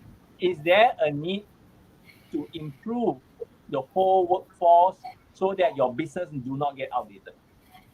mm, Yeah, mm, I mean that's more staying relevant. If you can mm, foresee the business to stay the same way that it works 5 years later, 10 years mm, later, nobody know. So the only way to stay relevant is to upkeep and upskill and reskill the people so that they continue to improve and innovate the business process, and so that the mm. business get better. Like I mentioned earlier on, it is in order to grow the business, grow the people, because the people is the one that grow the business.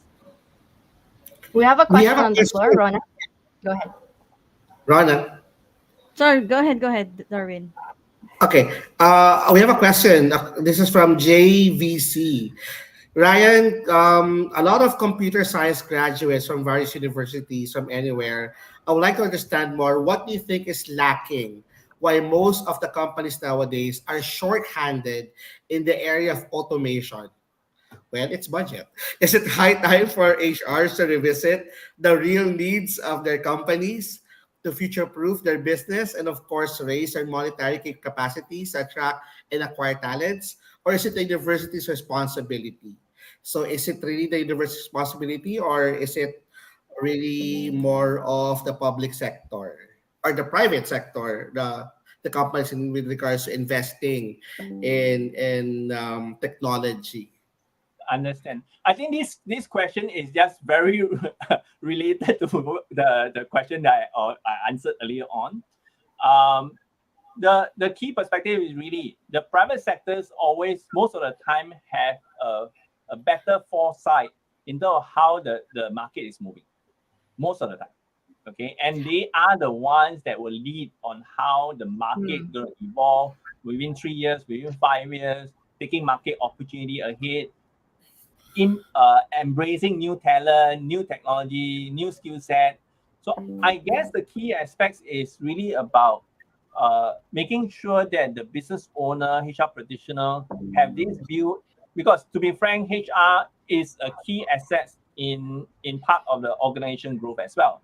No, planning Mm. ahead of what kind of skill sets is required within 2 years time frame, 3 years time frame, and hiring now and not when needed. No, Mm. Yeah. so yeah, so I guess the to be frank, Philippines is never lack is not lack of talent. Okay, it is just lack of opportunity. But Mm. Ryan, I need to piggyback on that. I think that in most companies, and I hope Mentor Stina and Mentor Shona can also give their views on this. I think most companies investing in HR tech is not really a priority, mainly because most of the Excel works. resources are being focused on production or more of how can operations be more efficient, how can operations be more revenue generating. Because if for most employers, if they invest on HR tech, it's not an investment. It's more of an Cost. investment that they it's cost. They're not seeing the return, right? I mean, especially for But example, if you're investing yeah. on a cloud-based HR management system, it costs millions of dollars. Would Mm. I, if I'm the owner of the company, would I invest my millions to an HR system, or Mm. should I invest in additional uh, product where I can earn revenue? So these are the challenges that HR leaders are being of. They're being segregated because they're not really a Income priority generating. Yeah. when it comes to generating. How would you be able to not really fight that, but how would you justify companies investing in technology?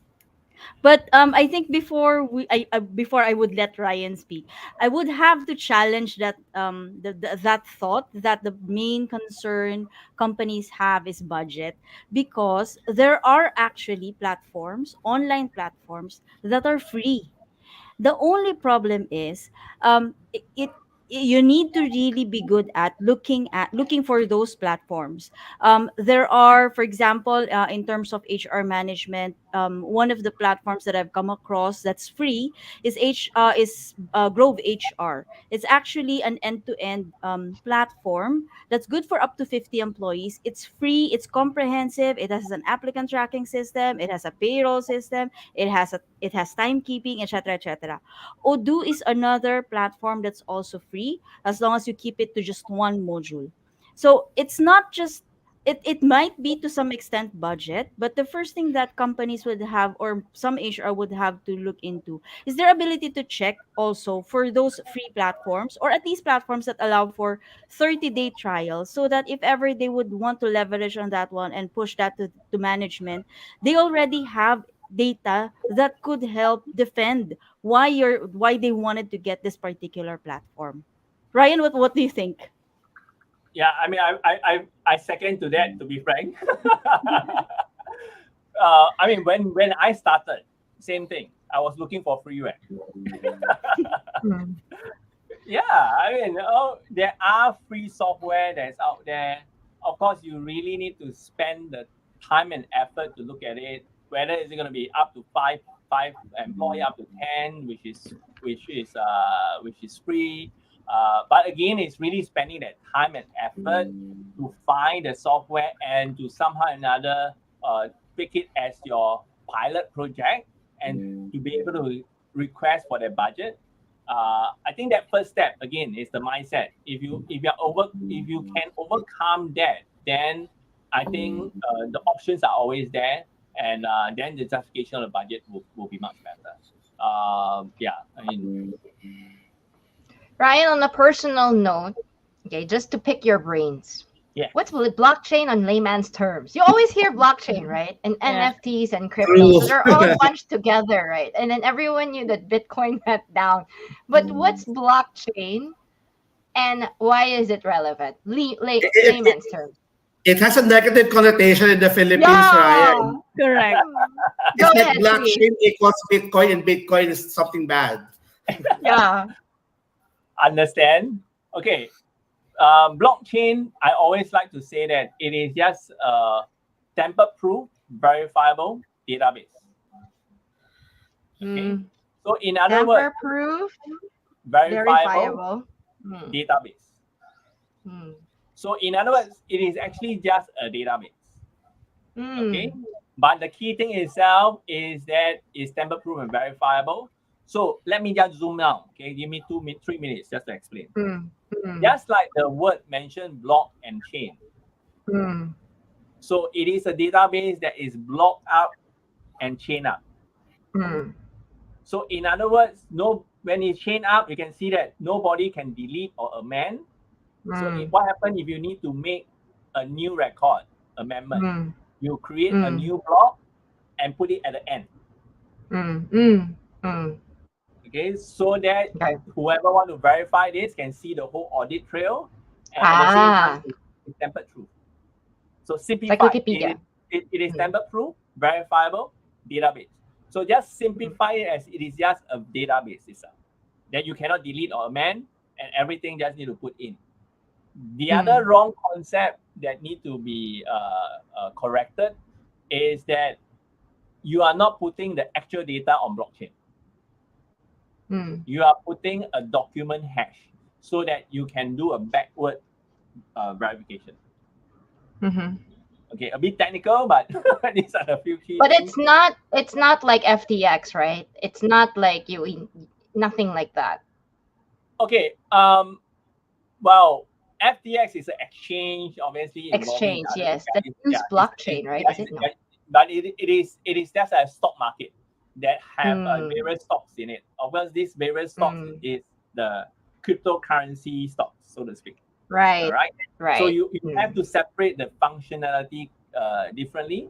Blockchain basically is an engine, is a new technology that is powering a lot of other business functions. Mm. And For that's example. why, Mm. yeah, like for example, in HR, like I mentioned earlier on, you could be issuing tamper-proof verifiable COE, certificate of employment. All right, you could be issuing an employee pass. You in the education space itself, all the education attainment, so that they are tamper-proof and verifiable, so that anyone can see the audit trail, so that you can verify them.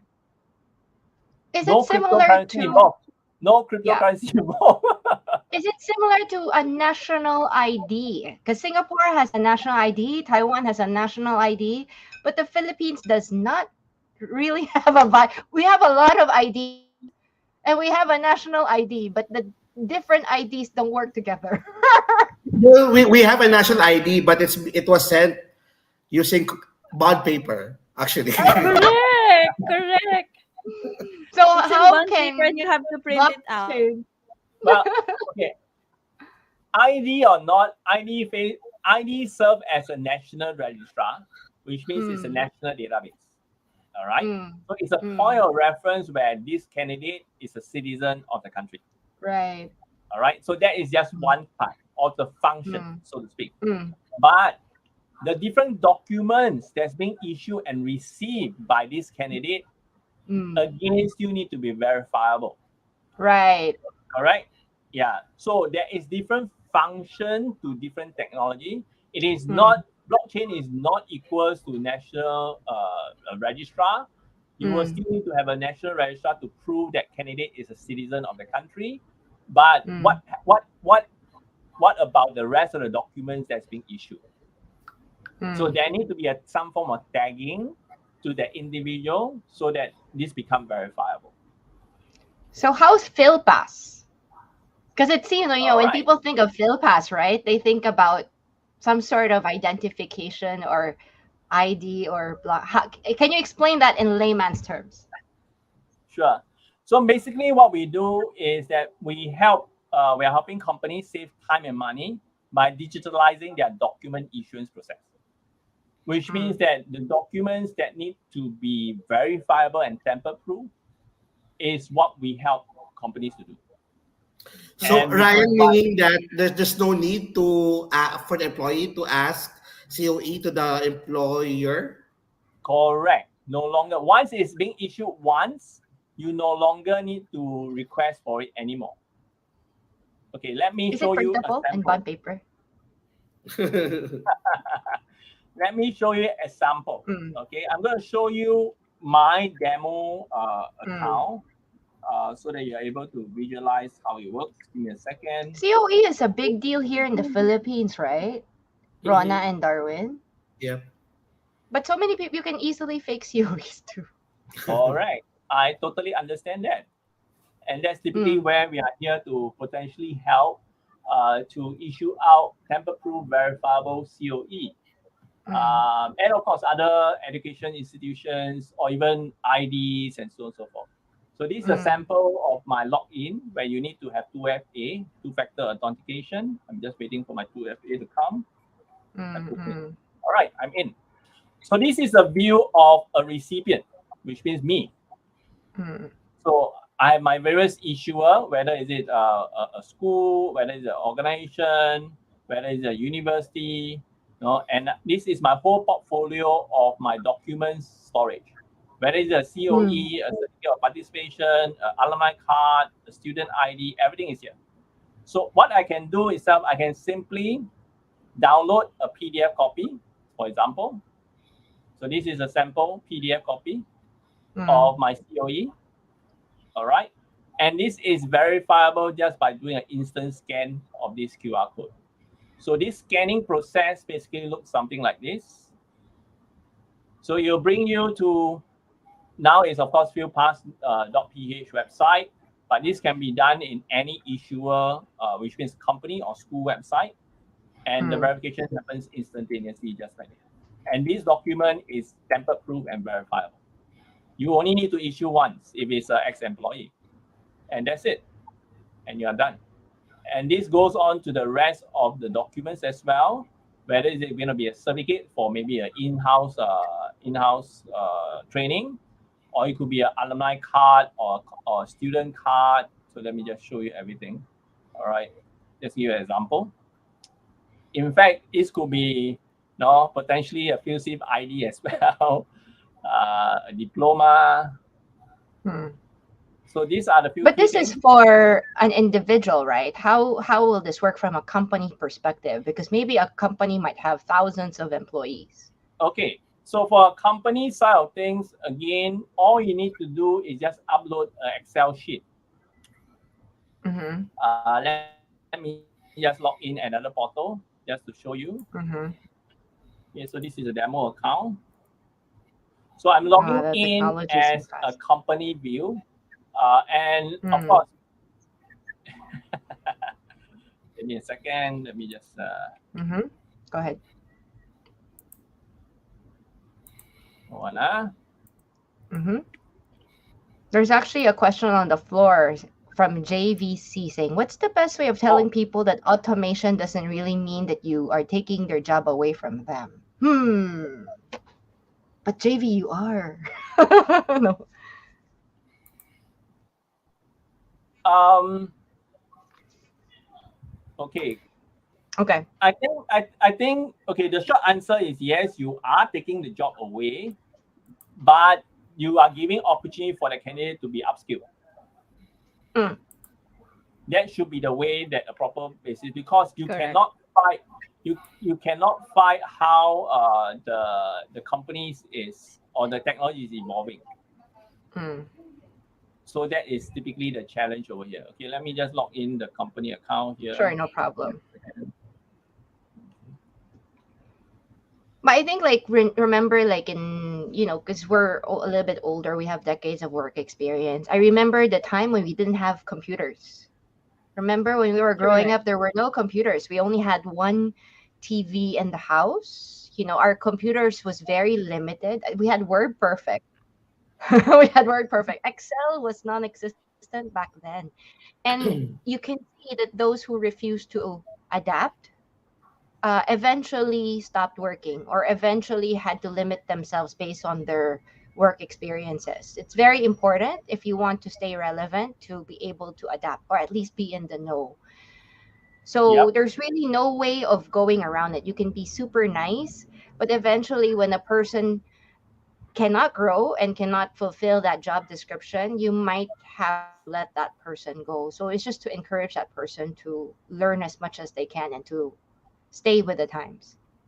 Go ahead. Also, we've been seeing a lot of posts at the Philippines HR group where employees, after being employed for the longest time, or after Mm, not being employed for the longest time, let's say they've resigned from a company after 3 years, 5 years, they wanted mm, to go back to their former employer and ask for a COE. Sometimes mm. it's challenging because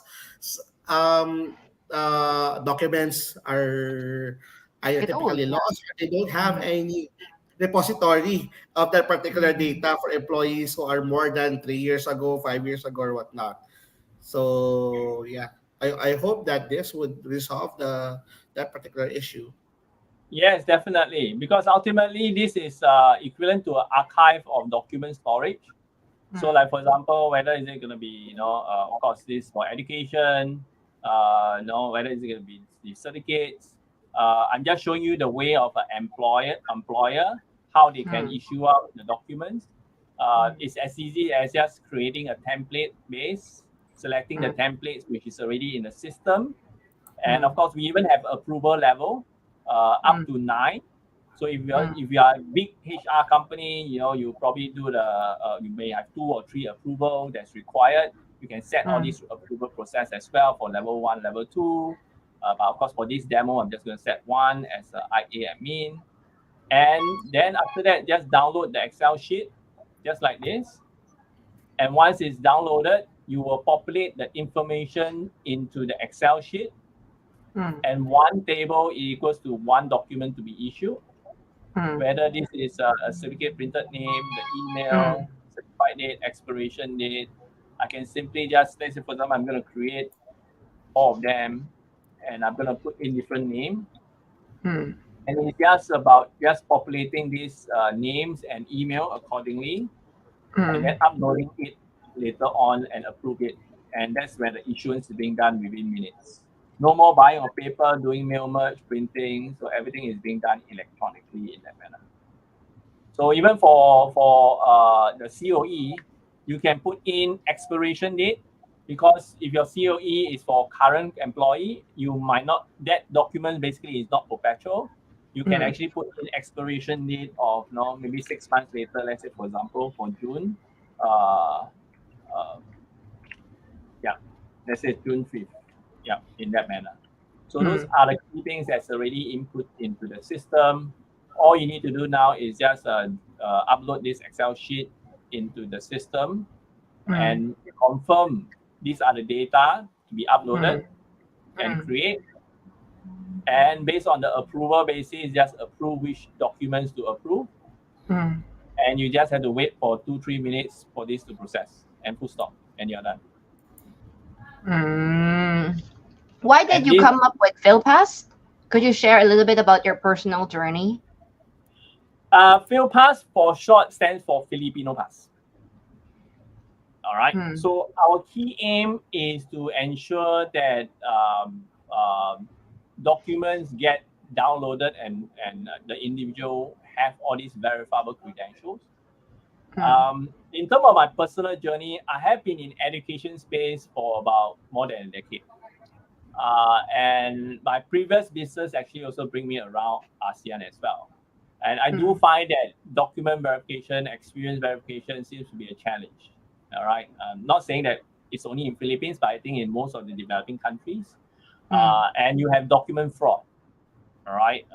And of course, in Philippines, there's a specific street that you can buy certain documents off from as well. Uh, so I want to solve. I see that as a challenge in Philippines, and I also see that as opportunity. So that is mm, the long story short of how FailPass is created, and eventually now we do have education institutions that's using us, and yeah, I want to make life convenient for any Filipino. mm. I think in the Philippines, if you want to get your diploma, it takes a few months, right? Is it, Rona? Yeah. I don't even understand why it's so It difficult. does. Why is It it so does. difficult So for you have universities to issue documents, right? correct.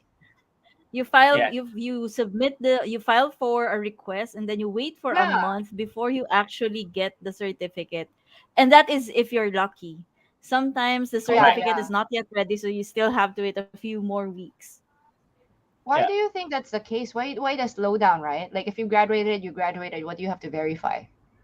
Yeah, I think it's a backlog of information or administration that is out there in for the registrar department, because Mm, ultimately they are still doing the issuance on a manual process. And mm, Correct. and and and while the schools are adopting student information system, just like leveraging on a huge HR management system, the mm, school are also facing this issue of digital transformation. They are Mhm. moving from mm, Excel into SIS, Student Information System or Student Management System. So they are going through the same challenges as HR, to be frank. All mm, right. So some schools do that better because some schools have adopt technology faster, so they are able to release information faster. Most schools are still using Excel sheet. That's why you mm, probably be looking at, oh, there's so many backlogs. There is I need to keep track of current students. I need to keep track of alumni. Payment systems. Whether is it officially approved. You have a whole list of issues that typically the registrar departments need to solve. Mhm. And mm, what we hope Agree. is obviously FieldPass is able to help them to solve this as well, so that they are able to keep track of, like for example, the batch that I issued for this batch of 423.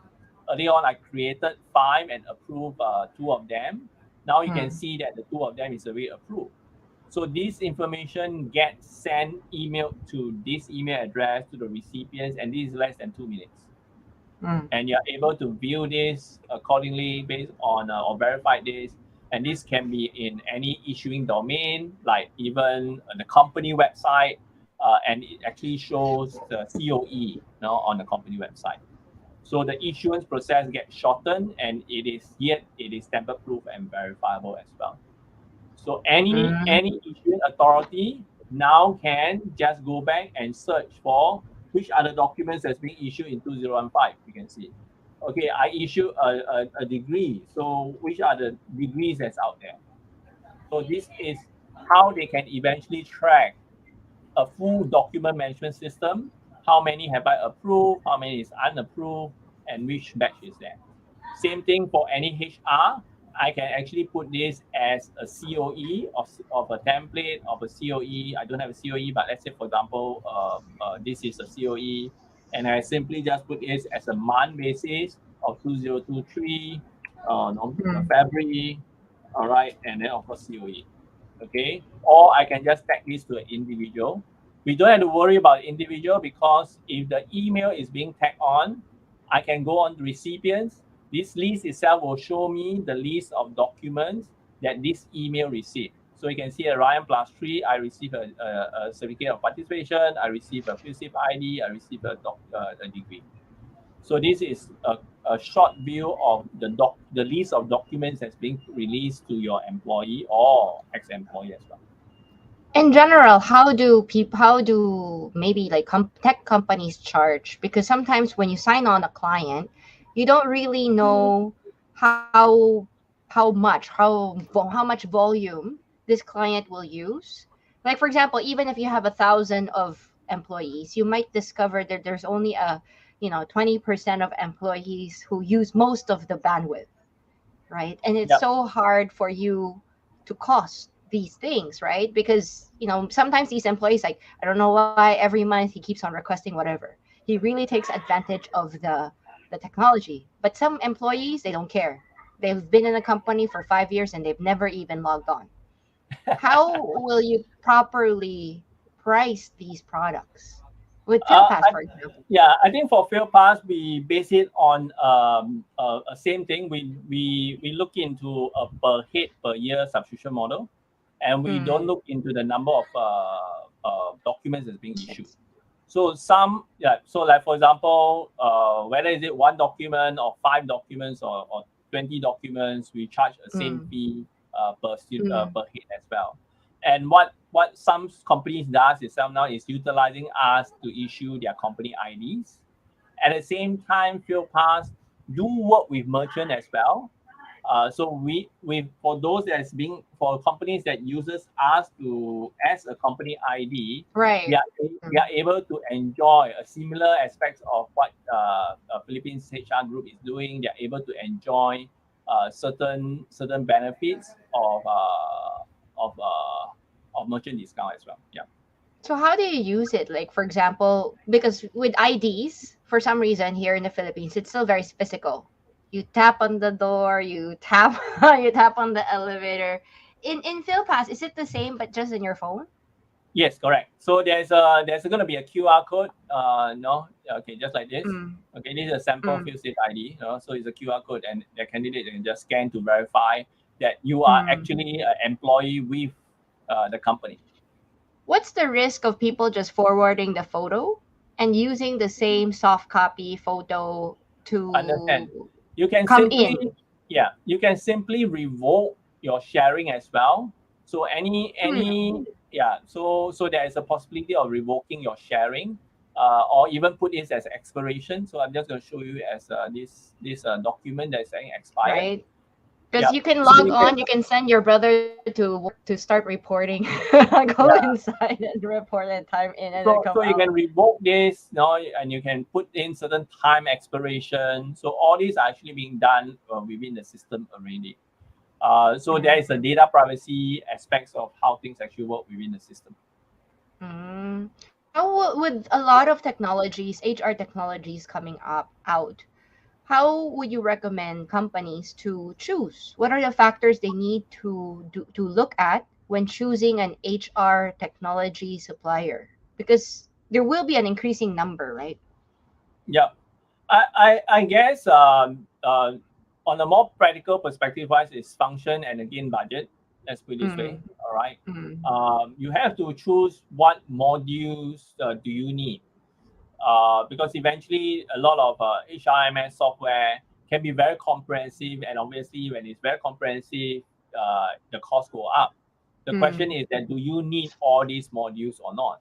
So Mm. identify the HR needs is important. Do you want to just have a simple employee records to actually Mm. be able to file the leave management and to keep a Mm. records of all the leaves, no? Or you want it to also include a basic payroll system to issue a pay slip. So there are various modules and functions that's available within all HRMS. So you need to identify what exactly you need, and then of course then base it on your needs to come up with the budget and scope. So I think that is the first step you need to take off, identify the needs, because if you just Google or you put a post out there, I want looking for HRMS, Yeah, you will exactly. ton. So Ten, identify tens and and break down the thousands.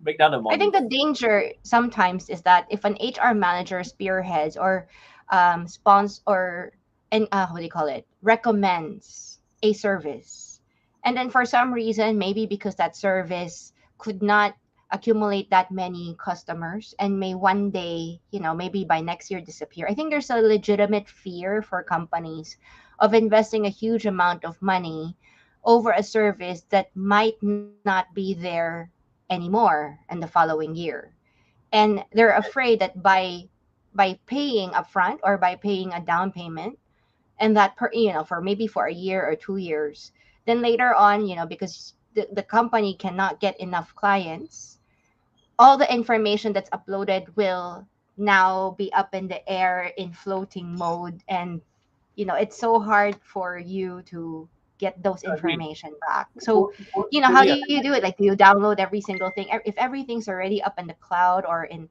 a database, it's so hard for companies if they want to change suppliers to just take it out and then put it somewhere else. Yeah. Is I that think a I is that a think legitimate yeah, fear? I think you have bring out a good point. All right.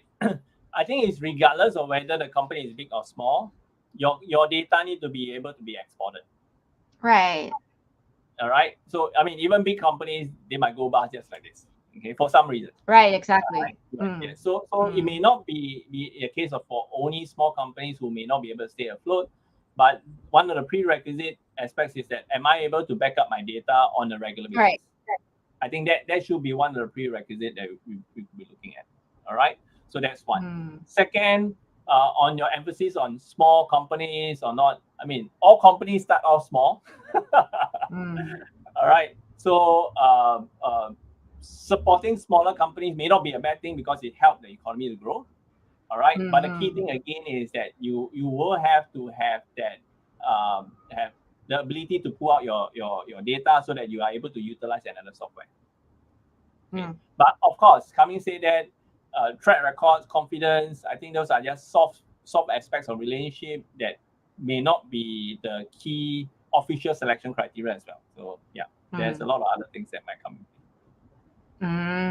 Coming from Singapore and looking at the tech space, and then coming into the Philippines and looking at the tech space, what are your observations? I think, like I mentioned, technology is all out there. It's just about how we make it work in Philippines. It's not about how complex the technology is and so, but it's more on chain management and getting companies to adopt technology.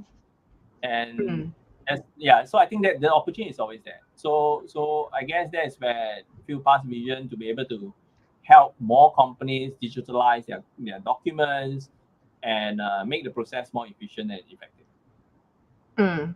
Well, we're almost at the end of our time. Ryan, do you have any last words to share and to inform everyone how to best contact you if they're interested in getting to know you and your services? Yes. So I think thanks for the time. I think one of the key things that we are definitely looking at is to be able to share our technology with the masses.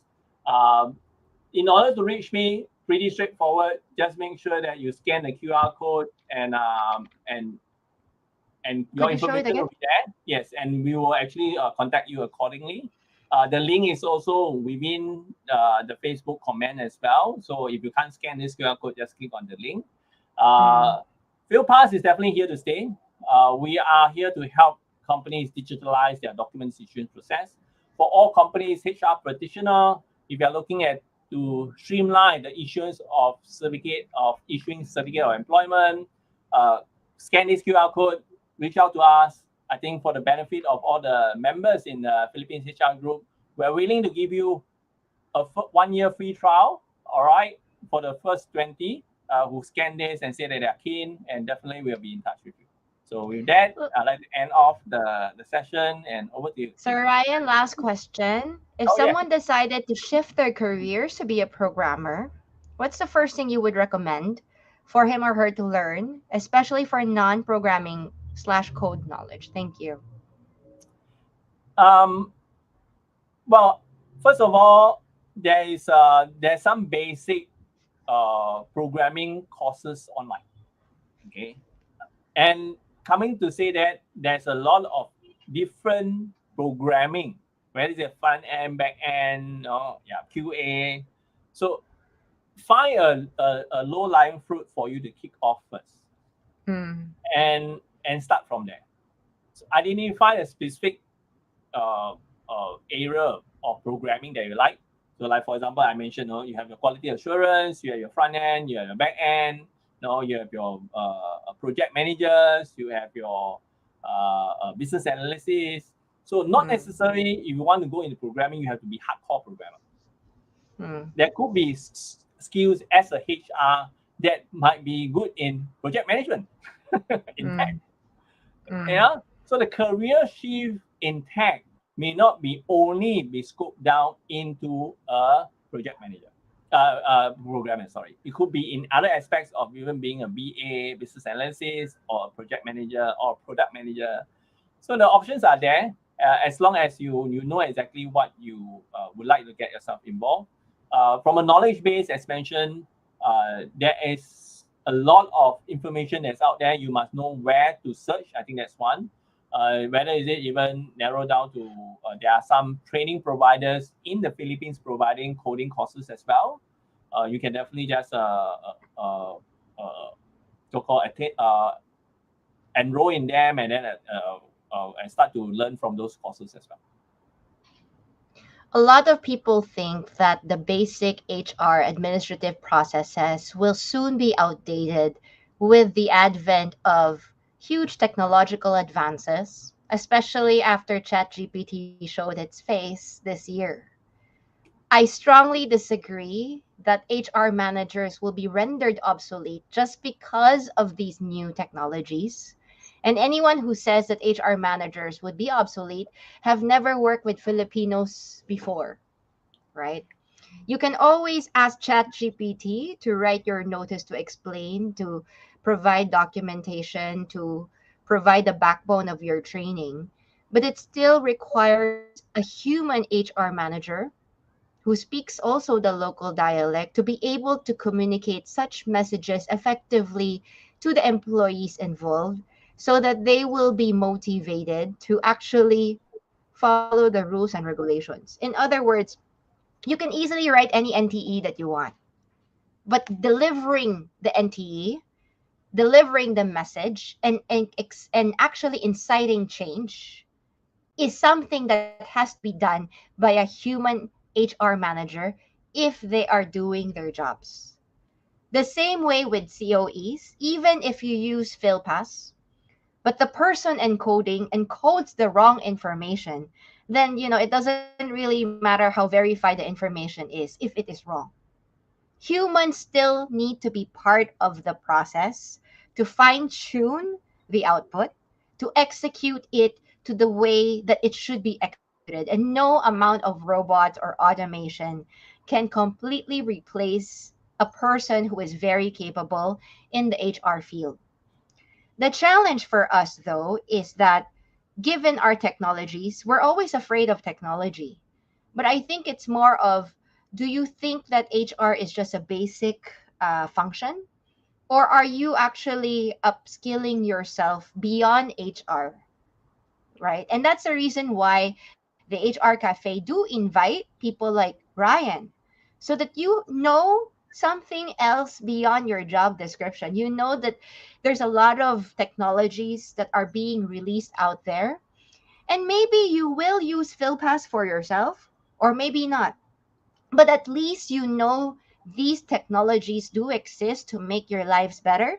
So when you talk to your boss, you sound a little bit smarter because you can tell him that these things are possible. For in terms of like savings, there's a lot of savings if you know which technology to use. But it's not that you listen to Ryan and then you sign up for PhilPass and then you recommend PhilPass. Learning is a constant thing. As Ryan has said, it's a mindset.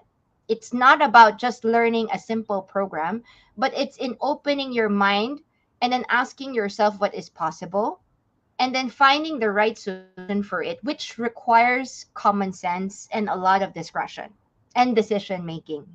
Because technologies are not very cheap, they can be expensive.